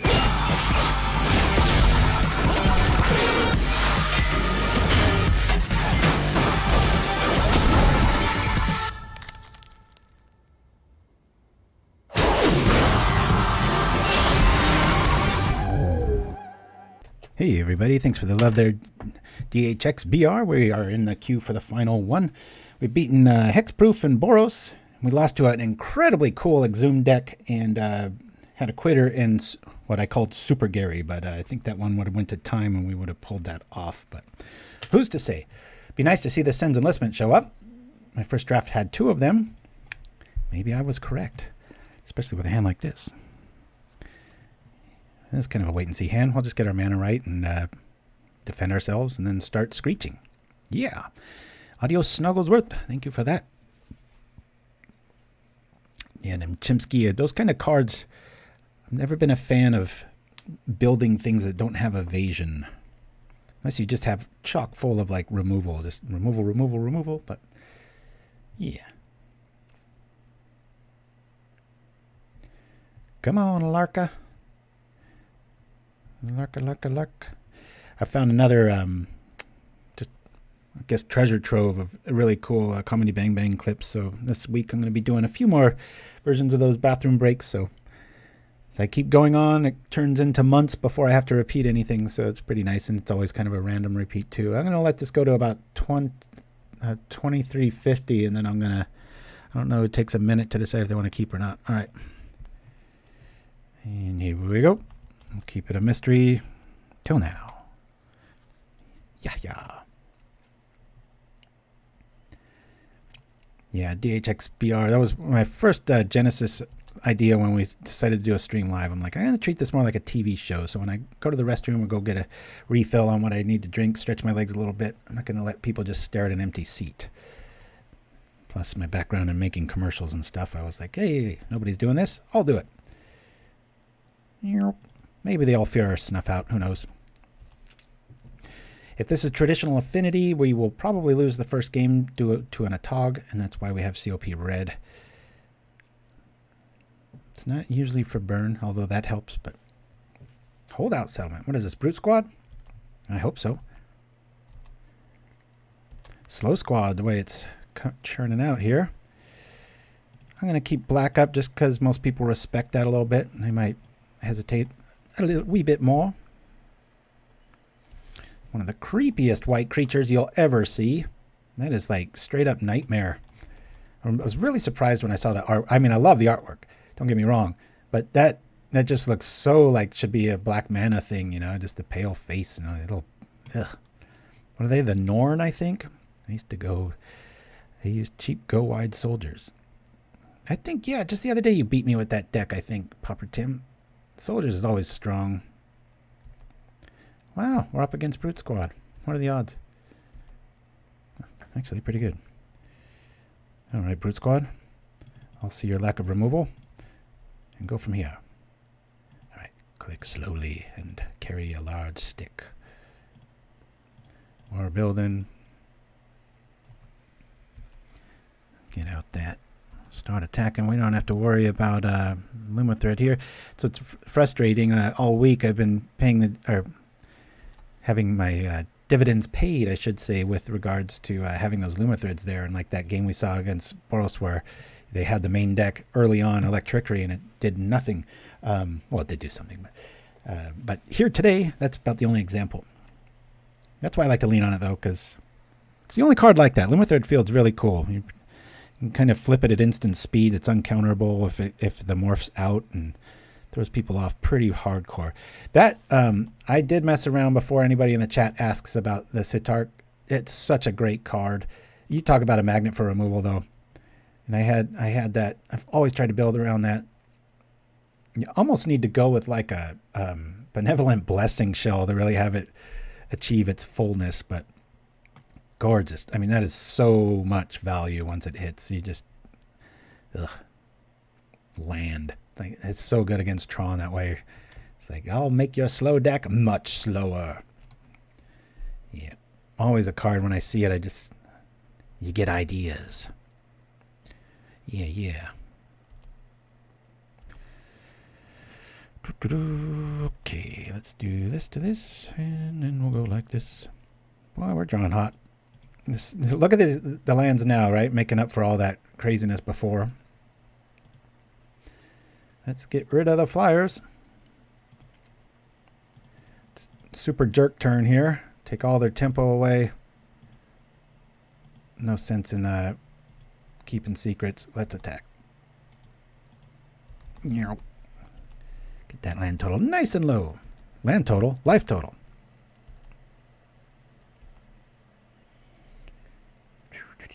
Captain Vlad Tepes. Oh, what's my opinion on the new artifact lands, Captain Vlad Tepes?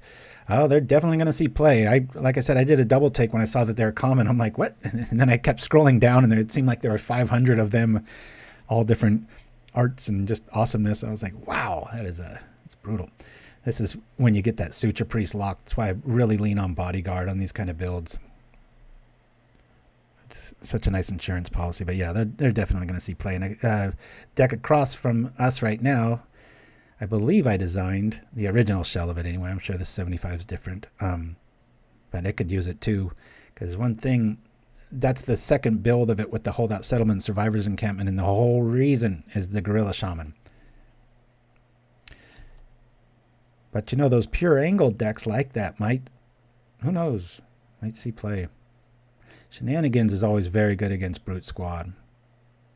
It starts picking off key things.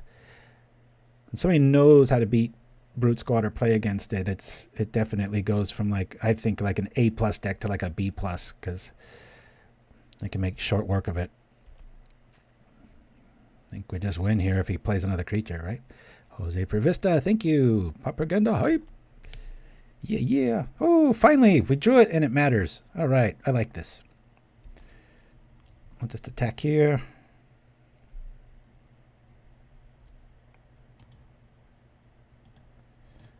I'll play correctly. I don't want to get into trouble here. Maybe they got this spell. I think out of all the times I've played Harsh Sustenance too, it's been like twice I forget that it gains you life. Like, I remember there was one time I was I lost a burn and I'm like, what am I could have stayed alive. Keep that in mind. They have access to Harsh Sustenance too, if I'm not mistaken. Brute Squad. All right, let's see what we're going to do against this. Artifacts and creatures. But they're all white, so I'm going to bring in a COP white. I'll probably lose the Harsh Sustenance. It is a nice kill card, though. Kor Sanctifiers will come in. We don't really have to worry about too many Lumithread effects.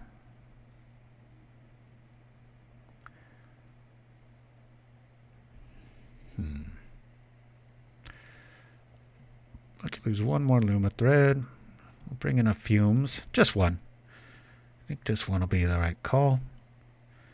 And our stuff's not going to be dying too much, so I'll lose one Omen. If anything, it's going to be trapped underneath enchantments, and so I want to be able to use our Kor Sanctifier goodness. I think we're all right there. Yeah, let's do that. Dun, dun, dun. That's a good point, Nim Chimpskey. Frontline Strategist. One of my favorite soldiers, that Deathblade Elite. It's such a cool design card. I just love when that thing's a 2/2 first strike against Fae. It's just like, take that. And if you got Bodyguard backup, whoo, nighty-night. Unless they're holding like Mana Flood with 3 lightning bolts. They're all set. Zoop. Here we go. Yeah, Cenn's Enlistment. Very underplayed. Won't find me making that mistake. We have removal. Boy, Flood City, huh? I got removal for early problems. I'll keep it. We're not the aggro here. We've got some defense and some nabability. Bit flooded, but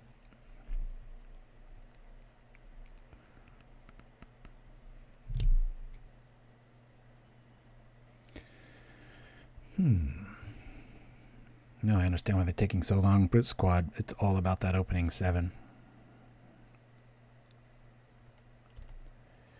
Yeah, Frontline Strategist is cool. You know, another card that doesn't get much play, when I know we're on soldiers and it isn't one. I think it's a cleric, but it's Children of Corliss. I think that's how you pronounce it. That card can be brutal in the right deck. One of those dual damage things, and then zap. I'm going to lead off with this. We'll cycle the Barrens and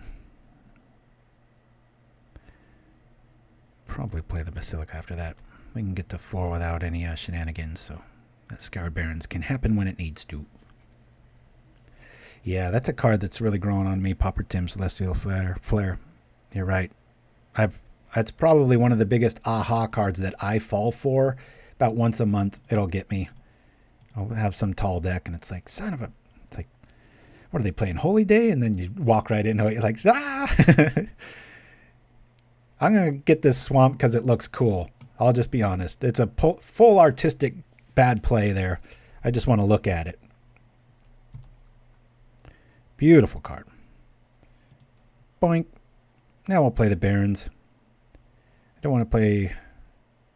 I guess we could do... We'll do this. Returning this. I have no idea what that means, card breaker. I know what FTW means, but talk about underrated cards. It's like 1.5 cards right there. I love that. Card that just keeps giving. Attack now, make things better later. Bounce it, keep doing stuff.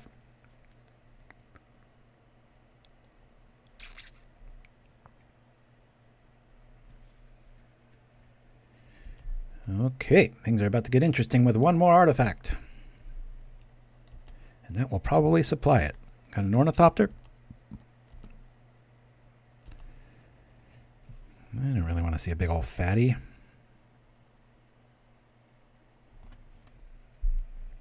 I don't really care about that. Let me just do this. We'll grab the recruit. That thing gets gigantic, and plus having a human on board, as we just saw, is very, very important. Keep him from attacking us. Keep him off that white mana. Of course, costs a lot of tempo with that survivor encampment if you don't have a lot of creatures early, but of one mind, we'll see about that. And if you look very closely at our, we have a fake commercial on Weather the Storm, and if you look closely, it says that El Huda, the communication quote, I think it's Eluda. I wish Little Fight was here to spell it for me in my language, but it says like that communication's available in the fine print.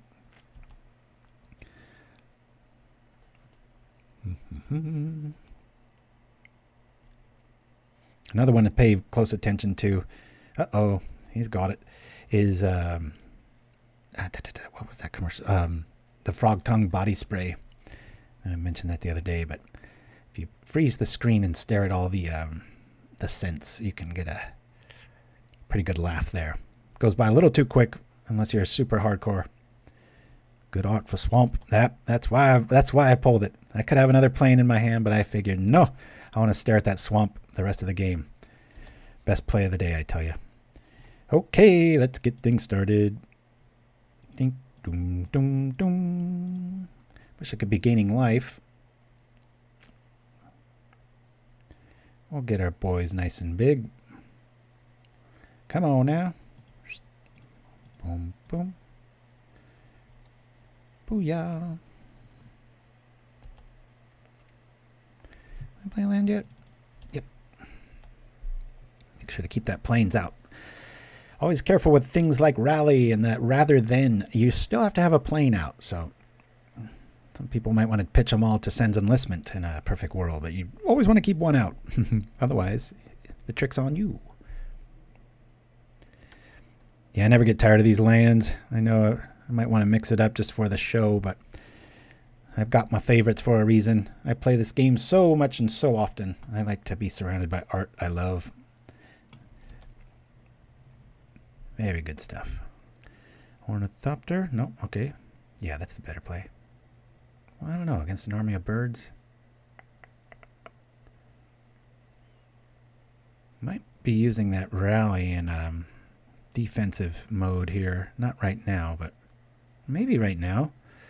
That might not be that bad of a play. I'd rather get the hawk and the ornithopter in one go, though. Well, that might change things. I think I'm going to take the damage here. I'll play possum and use that rally, and then whatever the damage is assigned to first, like with double blocks, I'll use the bodyguard to save it from a certain death. We'll take 3 here. I don't know why he's not double attacking. Get that germ in there.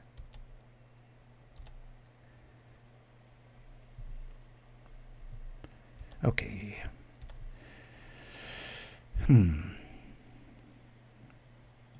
We'll keep staring. I'm going to keep it here because it's bigger. I know, and just change the size of it, right? Be like, whoop.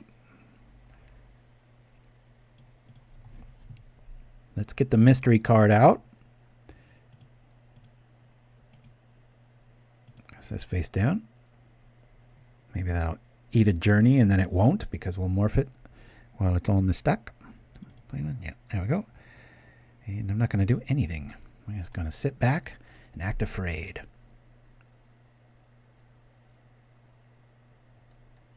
Caw. We need blockers. This is going to be a bloodbath. We'll lose some stuff too, though. As always, everybody, thanks for joining me in the chat. Appreciate you hanging out with me every Saturday. I know you sound like an airline pilot, right? Or a stewardess. We know you have plenty of choices on your viewing Saturdays. We're happy you're flying with us. What's he going to grab? The journey?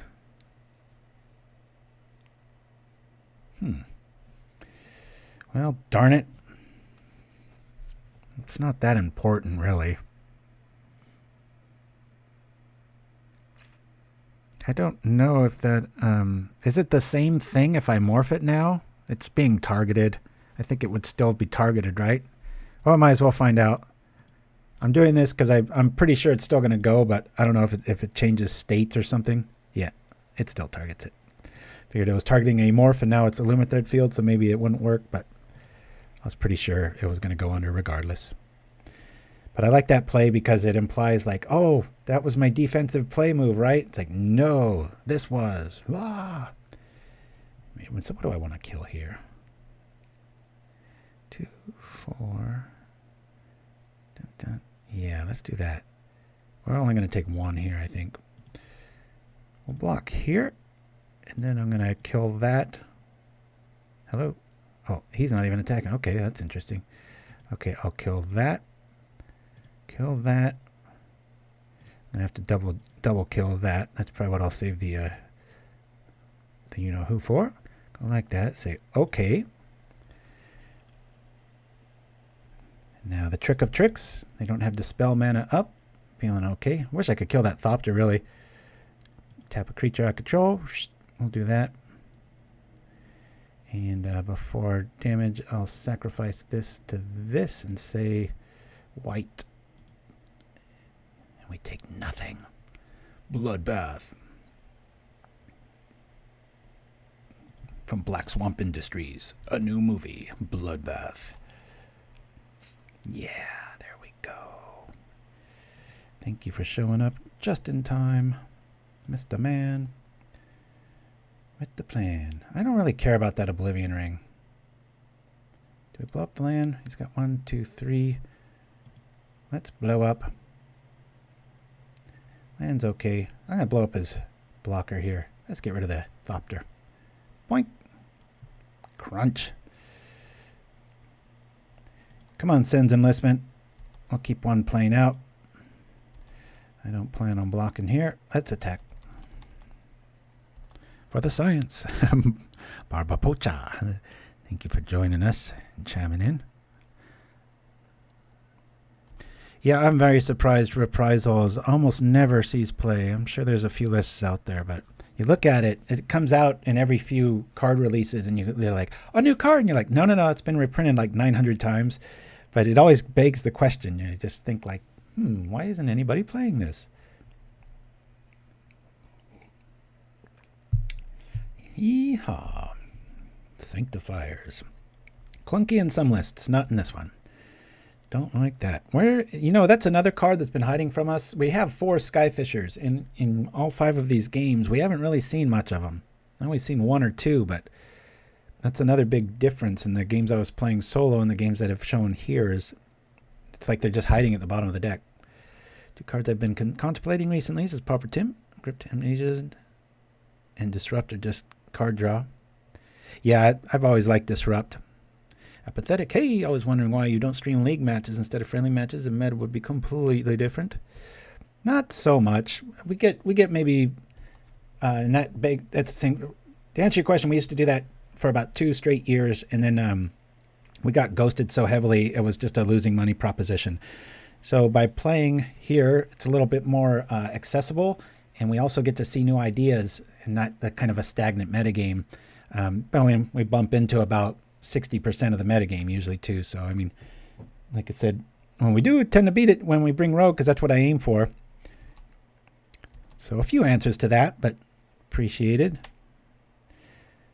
And we still always have that floating offer. If somebody has a list and they want to have it played and you pay for the entry, that's fine. But just keep in mind towards the end there, boy, it was just, It was like a dinner bell. It was like, oh, here, play with a free peek every turn. And we were just getting ghosted so heavily. To be honest, a bit more fun without the added stress. Okay, now all our lands are showing up. We really want Kor Skyfisher, or I think I'm just going to sit back here. This guy really needs to learn how to use that husk a little more often. Grip of Amnesia. Oh yeah, that's exactly what it was. Apathetic. We'd still be going. It was a bit more drama that way, but yeah, honestly, I just don't miss it much, especially with the Tron metagame right now. You know, that can get brutally boring and kind of stultify your sideboard options when you have to aim at something so hard. I keep saying like it'll go. It seems like it's not a problem for like 2 weeks, and then there'll be some challenge where it's just, you know, 5 of the top 8 lists have all those lands and stuff. It can get pretty brutal. Abundant Harvest was only printed as rare. All right. I gotta start preserving my life total here. Is it gonna make that Ginger Brute unblockable? There we go. Hey, if I get a Skyfisher, I'm gonna feel dumb if I kill that Sanctifier. But if I get an Omen, I won't feel dumb. I don't know why he's not using that Flare Husk. I want to get rid of that. I'm gonna go like this. We're really flooded here, so I'll be able to kill them both, but we're gonna at least be able to take them down. Now if we top deck an Omen, it'll feel pretty good. Let's draw an Omen and then a Skyfisher. Then I'll feel like a genius. And also, Apathetic 89, one of the other things too is when we did do a lot of live tournaments, and every once in a while we would do a show like this where we just, you know, and they were really popular. A lot of people wanted to play, so give the illusion of like being a pauper elitist if the other thing happens. Okay, good. Apologies to Larkat. He had the answer, and that's why you don't use the husk. Yes! Insta army! As we just killed his ground dude and left our skies completely vulnerable. But what you gonna do? Thank you for joining us, Cenn's Enlistment. Oh, we might need the life. I don't want to discard this. It's so beautiful. Let's look at it one last time. We'll probably be discarding both of them, so I'll get rid of that. Haha, showed you. All right. We'll be blocking that Glint Hawk unless he puts the Flare Husk on it, which is definitely the right call if he just draws dead here. I think we're going to a game 3 here. You play Brute Squad like I do. I think they got us. We could drop another Rally. We do have 2 of them.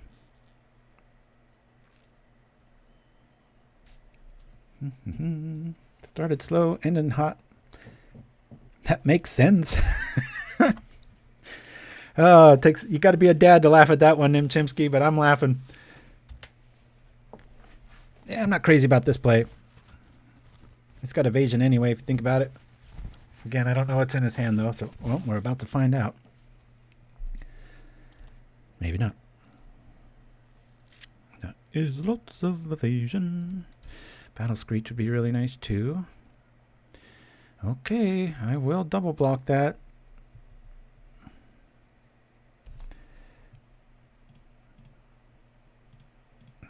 Yep, Army in a can.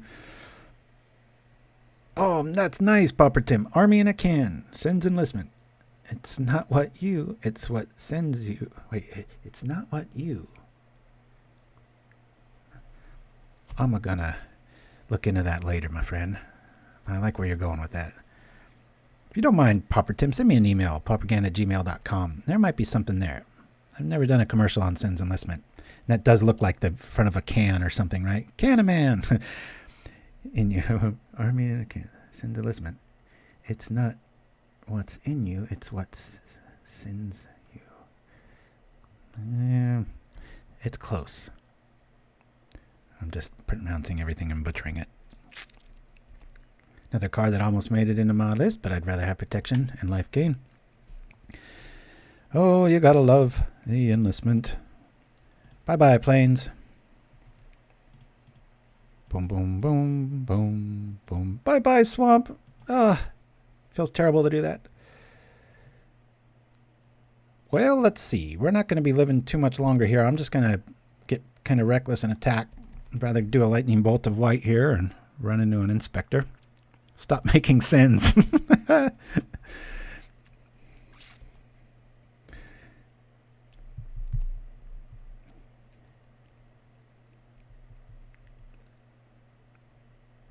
You can also play with the create two if it's some food product or something.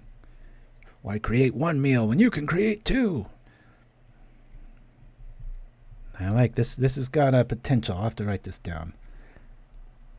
Sins. Let me see here.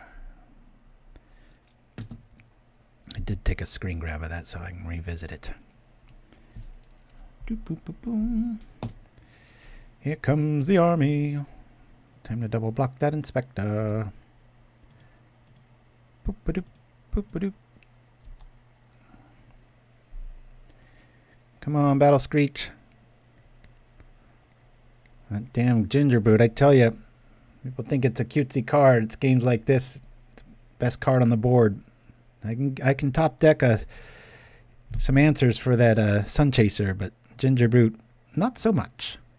I'll have to bring back our Sanctifier, maybe.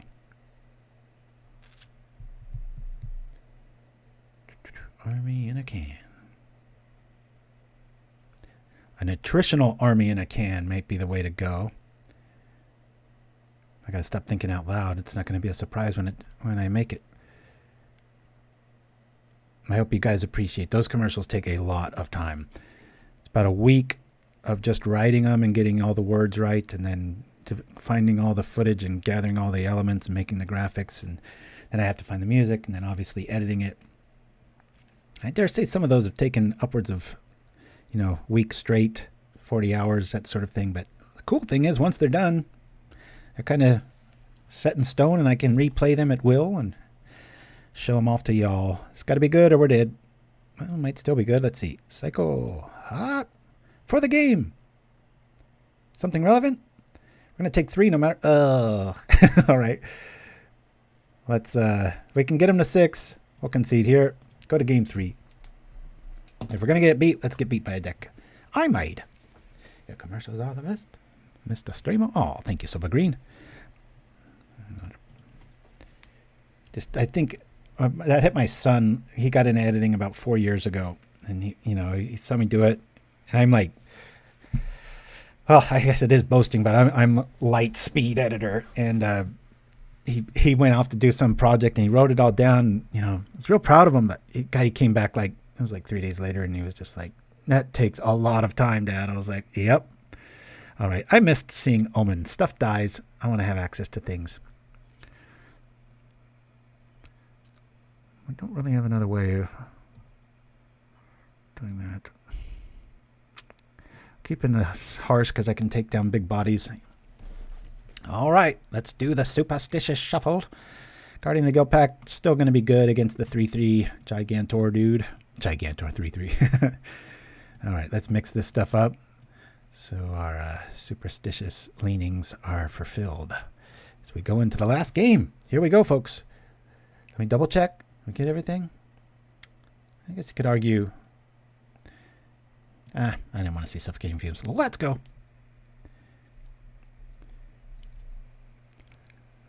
Yeah, Nim Chimpskey, I really don't like to bring in that second harsh unless it's I'm up against a Foglock style deck. It's about the only time I'll do it. It's usually never for removal. We got plenty of that. Okay, here we go. May we both draw good, and may I win. Late game. Late. Don't need. I don't really like this hand. And we do have the nice aha moment here. I'm going to mulligan this. Way to kick me in the crotch there, deck. Mulligan. All right, we'll keep this. Do want to draw. Our man is right. I don't need cycling. I'll get rid of the Ash Barrens. And I'll get rid of Scoured Barrens too. Alrighty. Let's try to get some aggro going here. Maybe they got a slow start. Like we're going to get there with a bodyguard, right?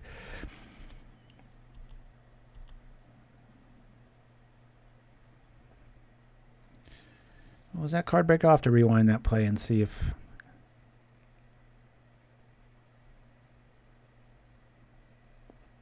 I'm just trying to cut down on men. Oh, there goes my attacking idea. As a hasted bird of paradise shows up. That's how I think of it anyway. Yeah, we've got draw options here. Alrighty. Let's cycle. Now this is when, by doing that play, the deck will just not give me a fourth land for like 9 turns, right? We have all seen that. I guess I'll stay back. It's probably going to be a 3/3 anyway.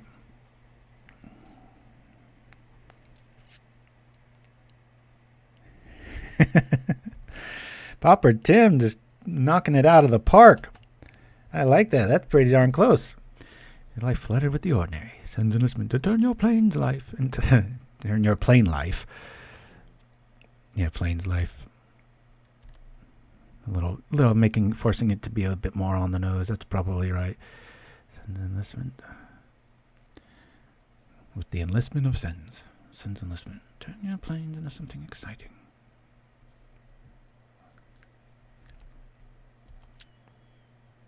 You know, maybe it's kid vitamins in the army of, like, you know, nutrition or I'm gonna think that one over. I always get eager to do it, but the more I wait, the better the idea gets. I'm the furthest thing from a procrastinator. Sometimes it almost harms me. Okay. I'll play this. I'm telling you, my prophecy of not hitting that fourth land is going to come true because I'll do this to make it look like we have some black instant spell with a little reset value there. But that's just the way the mana gods work. It's got 1 human on board. Can block that all day long as the game goes along, but might not get there with the way we're drawing here. No.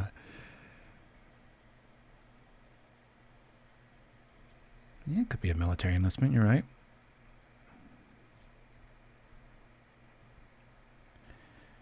I was going to say, I'll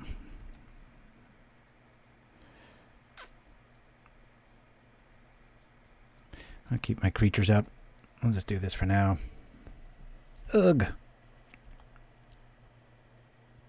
Oh, I've been noticing there's a thing in editing called a flash frame, and it's usually, say, each of my hands is video, and you see it from the top down. A flash frame happens like when there's a break, and it blinks, and you see just like 1 frame of an incorrect shot. I have seen so many of those on Netflix shows this last month. Their quality control has just gone to the toilet. You just see it between a cut. It'll just... It's super, super quick. But the worst was... there's a movie called I Care a Lot. Horrible title. It makes sense when you see it.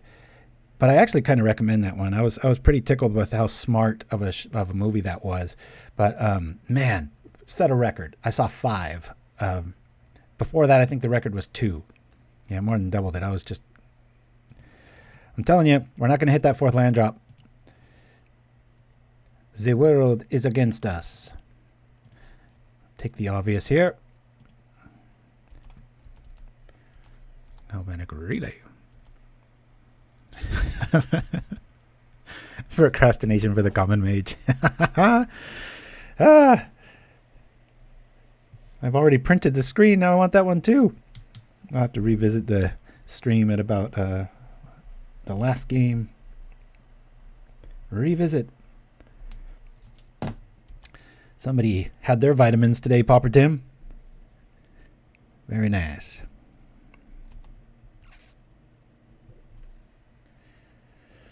I gotta ask, Pauper Tim, is Tim your name in real life, or is that obviously the Tim in Magic that you're referring to? Or both. I guess it could be both. I don't think we're winning this, but I'm gonna morbidly be happy if we don't draw another land, because I just know that's how it's gonna go. They call me Butter because I'm on a roll. Jeez. Dad, I should just name this deck Dad Show. People be like, what the hell is that? Dad Show, Pauper. I got Ginger Brute with a side and a whole lot of sides of cheese today.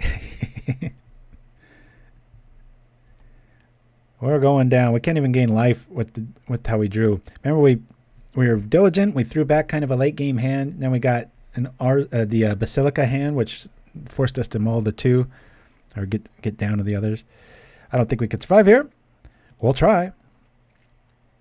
Be nice if we had all of these creatures on the life count there, but I'm telling you, we're not going to hit that 4th land. It ain't going to happen, folks. That's what happens when you cycle away that with 3 in the hand. It's mathematically very legit play, but not in this world. This is what I love when Brute Squad gets a little flooded. You've got a board state, you pile everything onto the Brute or something else and attack. Good times.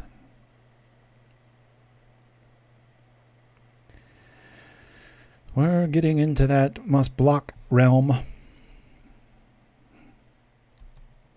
Okay, I will do, we'll kill the token. Block here. Block here. I'll say COP black, or COP, what am I talking about? Be nice if our COP white showed up. We'll call here to this. Bodyguard, black. Yield. I think we got about one more turn. There are those in real life that call me Tim. I see. So it is the magic reference.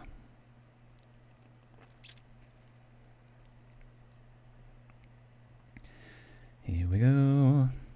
That is a big brute. That's one mighty high-calorie cookie. Well, that kind of helps a little bit. But I told you, that mana ain't going to show up, people. We have 24 lands.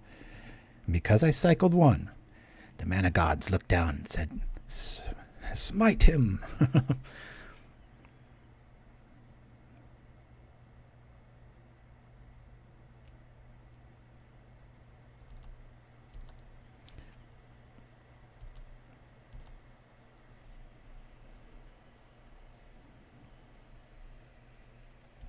Well, if you're going to get beat with your own list.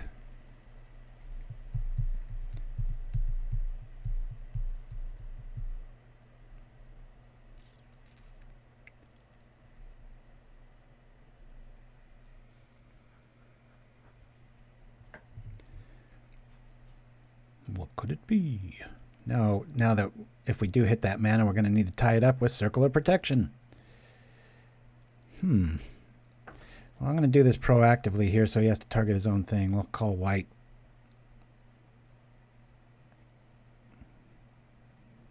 You know, we at least get rid of maybe an Ornithopter.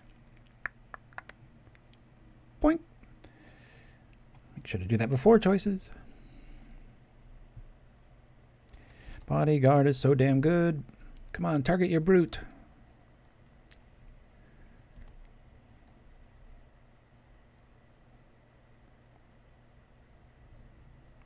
One of my friends introduced me to his other friends as Pauper founder and as a monocure for whatever one said. Oh, right. Pauper Tim guy.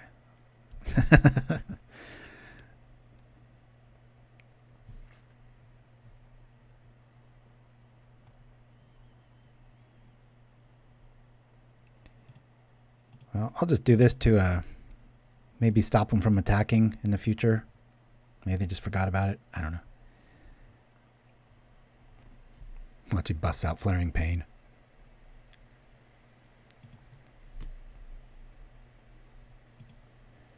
Not anymore with the tap to that. We'll call that. Boop. Don't think we're pulling this one off. We better draw an answer, and we need mana too. We need a lot of things. If we can get rid of that Ginger Brute, we might be able to claw our way back. Gain some life with Battle Screech. Opponent's hellbent. That helps. Ah! I was proven wrong. This at some point, math has to work out. Doing this mostly for the life gain. If we can claw out of this, gain 4 life this turn. We'll be taking some damage next turn. We'll have to lose one of our birds to the recruit. But if we draw an answer for that Gingerbrood, it'll be good times. And Ornithopter could be the next problem. Dang it. I think if I'm still streaming in like 20 or 30 years, be all ancient, I'll get like one of those old monocles and pull all the old tropes. Have it drop out. Like Three Stooges style whenever somebody does a shocking play. Well, I gotta go. This company's just arrived. All right, Pauper Tim, thanks for hanging out with us, buddy. I'm about to go myself. This is the last game, and I think we're going to end in the grave. It's the Flare Husk. Stares us down. More artifact damage. Actually, black damage. We don't. But it can get on top of that Gingerbrute and really cause some pain. But we go up to 10 life now. Can't really beat us without extending our life total. Keep in mind, everybody, a little reminder, in about 2 weeks, I'm not going to have the show. I'll probably put up some video reminder. I think it's the first show of the entire year I'll miss. Take that, pandemic. There's some good.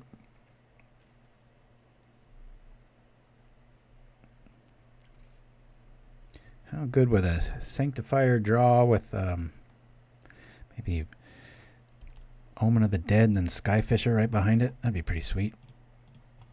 Talk about wishing, right? Okay, now I gotta remember I got a COP out so I can not have to worry about that if I just get an answer to that damn Gingerbrute. Come on, something good. Give it. All right, I'll take that. Hiya! That Ornithopter is going to be the next problem. Get out of here, Gingy. Yes.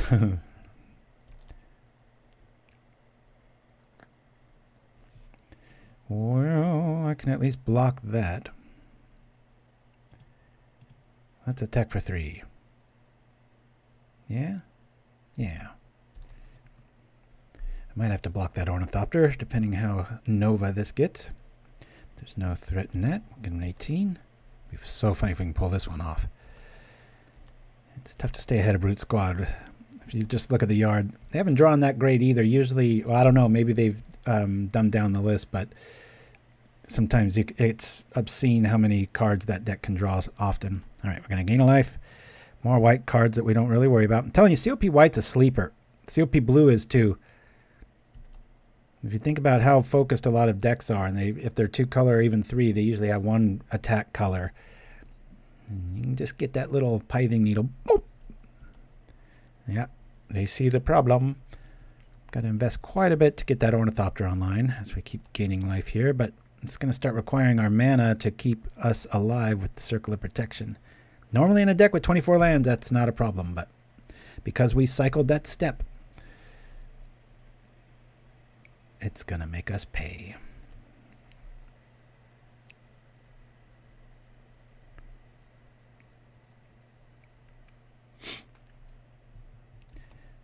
Yeah, well, at 8 life, I don't think we're going to be that behind. Do I just block here? I think I do. We'll pay 1. Call this. Yeah, I think I'll block.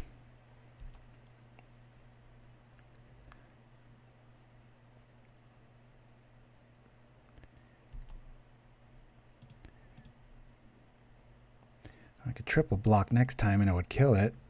If I don't block now, lose all my dudes. No, because the Flare Husk gives a bonus on that end of it too. Ah, I thought of everything. Damn it. Target creature becomes white. There's some Aven Cloud Chaser or something that turns permanents white in Pauper. I remember trying to make that work for a little bit. Maybe 3 minutes. Yeehaw! I take back what I said, deck. I love you. but I can't count. Booyah! We just keep living. Maybe the time will be a thing. Might win on time now. That's right. Give me some laugh. Go get.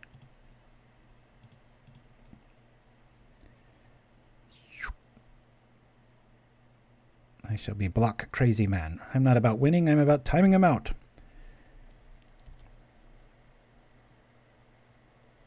I can kill that damn ornithopter. That's priority 1. Take a whole lot of damage, and then I can sit back behind my trusty circle of protection like a little coward, shivering in the corners. Why isn't he equipping stuff? Oh, because of the time, I guess. Alright, this makes it a little bit easier. Triple block. I'm glad I don't have to invest 4 birds on that. Saves me 3 life. Might have been a time thing. We take 2. Now, if Suture Priest shows up, that'd be funny because that's a clock hog on their end, too. Keep on living, says Cardbreaker. Yeah, just like, I haven't seen Nemo since my kids were like 4. Toy Story now. Probably lost count, the original especially, how many times I watched that one. You go kill all those birdies, and you've only got a bunch of whiteys left. Yeah. Dun dun dun. That's cool. Look at us attacking.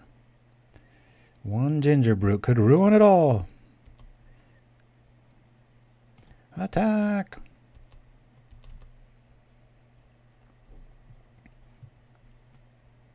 Down to the wire, folks. Yeehaw. Here we go.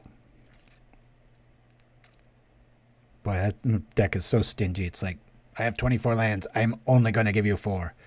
I hope you have learned your lesson. No tricks here. Taking out the Warden. Well, a double Chiskora and that only take him about 2 turns. I think the time is really becoming a thing here. And the COP's not going to be very favorable that way either. From left to right, because I'm a Westerner. Boop.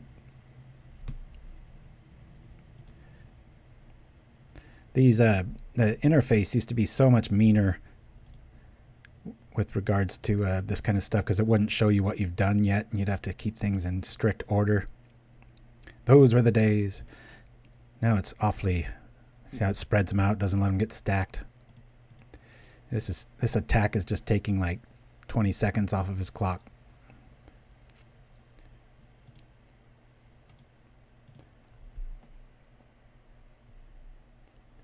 That be true, Godbreaker. Boink. The problem's back. The problem's back. Maybe we'll kill him on damage. Wouldn't that be funny? Perfectly convenient that he's got 3 creatures out.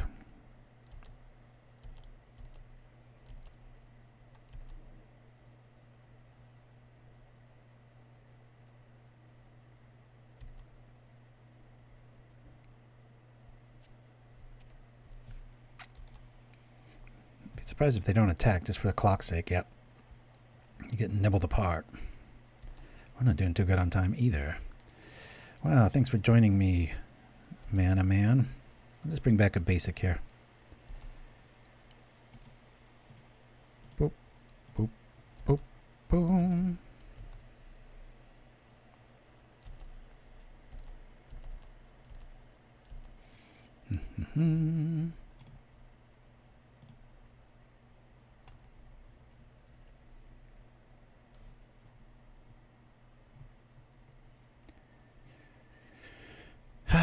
More cards for the party.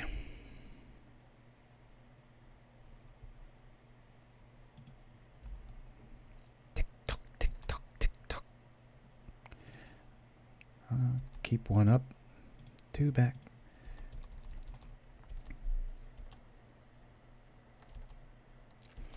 Yeah, card breaker. I used to do that, and in tournament I might just do that, but I'm not trying to make any rage quit friends online. a problem with having a little bit of a profile. Sometimes the most strategic play can come across as a jerk, but I agree with you. That's a really good thing, and I'm glad you brought it up for people that are interested in this kind of strategy. We'll gain some life, just get this out of range. I'll drop that third one, and it'll prove that you can't come back from this. Boop. Hey, remember me?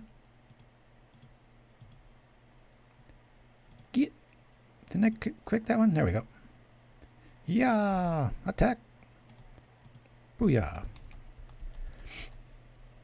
Rage Quit Friends is the best thing I've heard all day. That'd be a good band name, huh?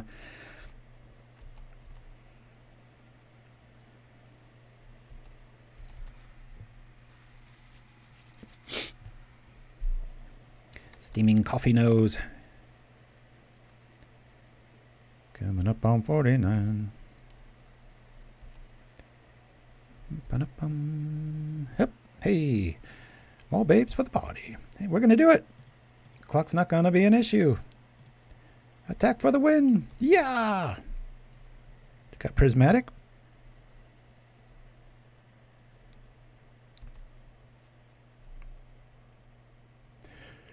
It does. Okay.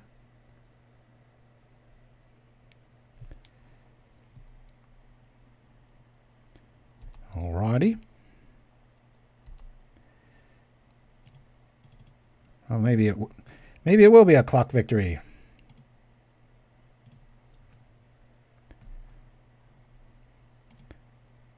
Deck's agreeing with us now. It's always leaving us with a convenient 3 mana, but we are at 22 life now. The roles have definitely been reversed.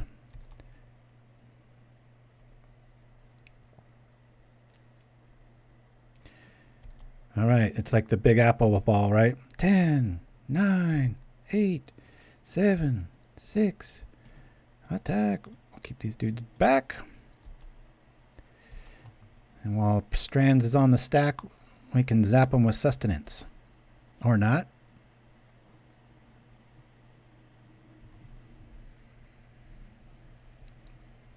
Well, I want to wait for... They can just prismatic the Sustenance, and then our whole attack's dead. So if we make them use it here, are we just going to win on time or damage? Okay, so those of you that might not know that, prismatic goes on the stack, then you do this. It happens first, and then we'd still be able to kill them there. So it's a pretty cool top deck after just a riotously funny mana fate sequence there. So anyway, guys, I'm going to go over the deck list here. We did change it. That's kind of becoming a thing as we move forward, and some of the stuff's not such a static design. But I really like this list. I wish what they say. It was Suture something. What's the good one? Suture-Screech. I think I might go with that. Forget who that was. I apologize. But anyway, we've got 24 lands, which in some of those games it did not feel like, but we have Cenn's Enlistment to deal with a lot of the extras later on, which is also why we're running 4 of these. The 4 bodyguards help protect our investments. Skyfishers. Such a good card. You can get Journeys back, you can get Oblivion Rings back, you can get it back, but mostly you want to be getting Omen back, and then you play this and go get another Skyfisher and get Omen back, and it's a cruel lock, and if they try to interrupt it, you get this back, or you've tripped this to protect it, or to gain life and win, and yeah, it's just a lot of fun. And then if you run up against a Tron lock or something, you've got access to a Harsh Sustenance main here. In that. So I would probably, if you want to fit in one more card in the sideboard, lose that last Holy Light and just keep it to the Suffocating Fumes. And maybe, I'm not sure where you would want to go with that, but I do like having the access to 2 COP blues because one will get countered, and I don't want to start going down the Oromancer janky road. Who knows, maybe that is pretty cool. And if anybody knows that first... the second, the Rakdos player that had the switcheroo sideboard, I would really like to see that 75. If saying that now, if anybody knows that player and they can send an email to poppergen@gmail.com, maybe we'll play it. Who knows? But I was pretty interested in that. So Sexy Padre, hey, some kind of Soul Sisters. Yeah, we're calling it Life Wall for now, but probably going to call it Suture-Screech, because it has a little bit of an Orzhov engine in that we can get all of our stuff back, and then use our extra lands for consistency early, and then tokens later, and gaining life, and then we can just smack them over the head with this if something gets in the way, as we just saw in the very last play of the very last round. in truly the very last minute. I should say second. Anyway, guys, till next week, this is deluxeicoff. I won't say my real name for Propaganda. Thanks for joining me, everybody. We'll see you all. Keep on popping. Till then, adios. Yeehaw.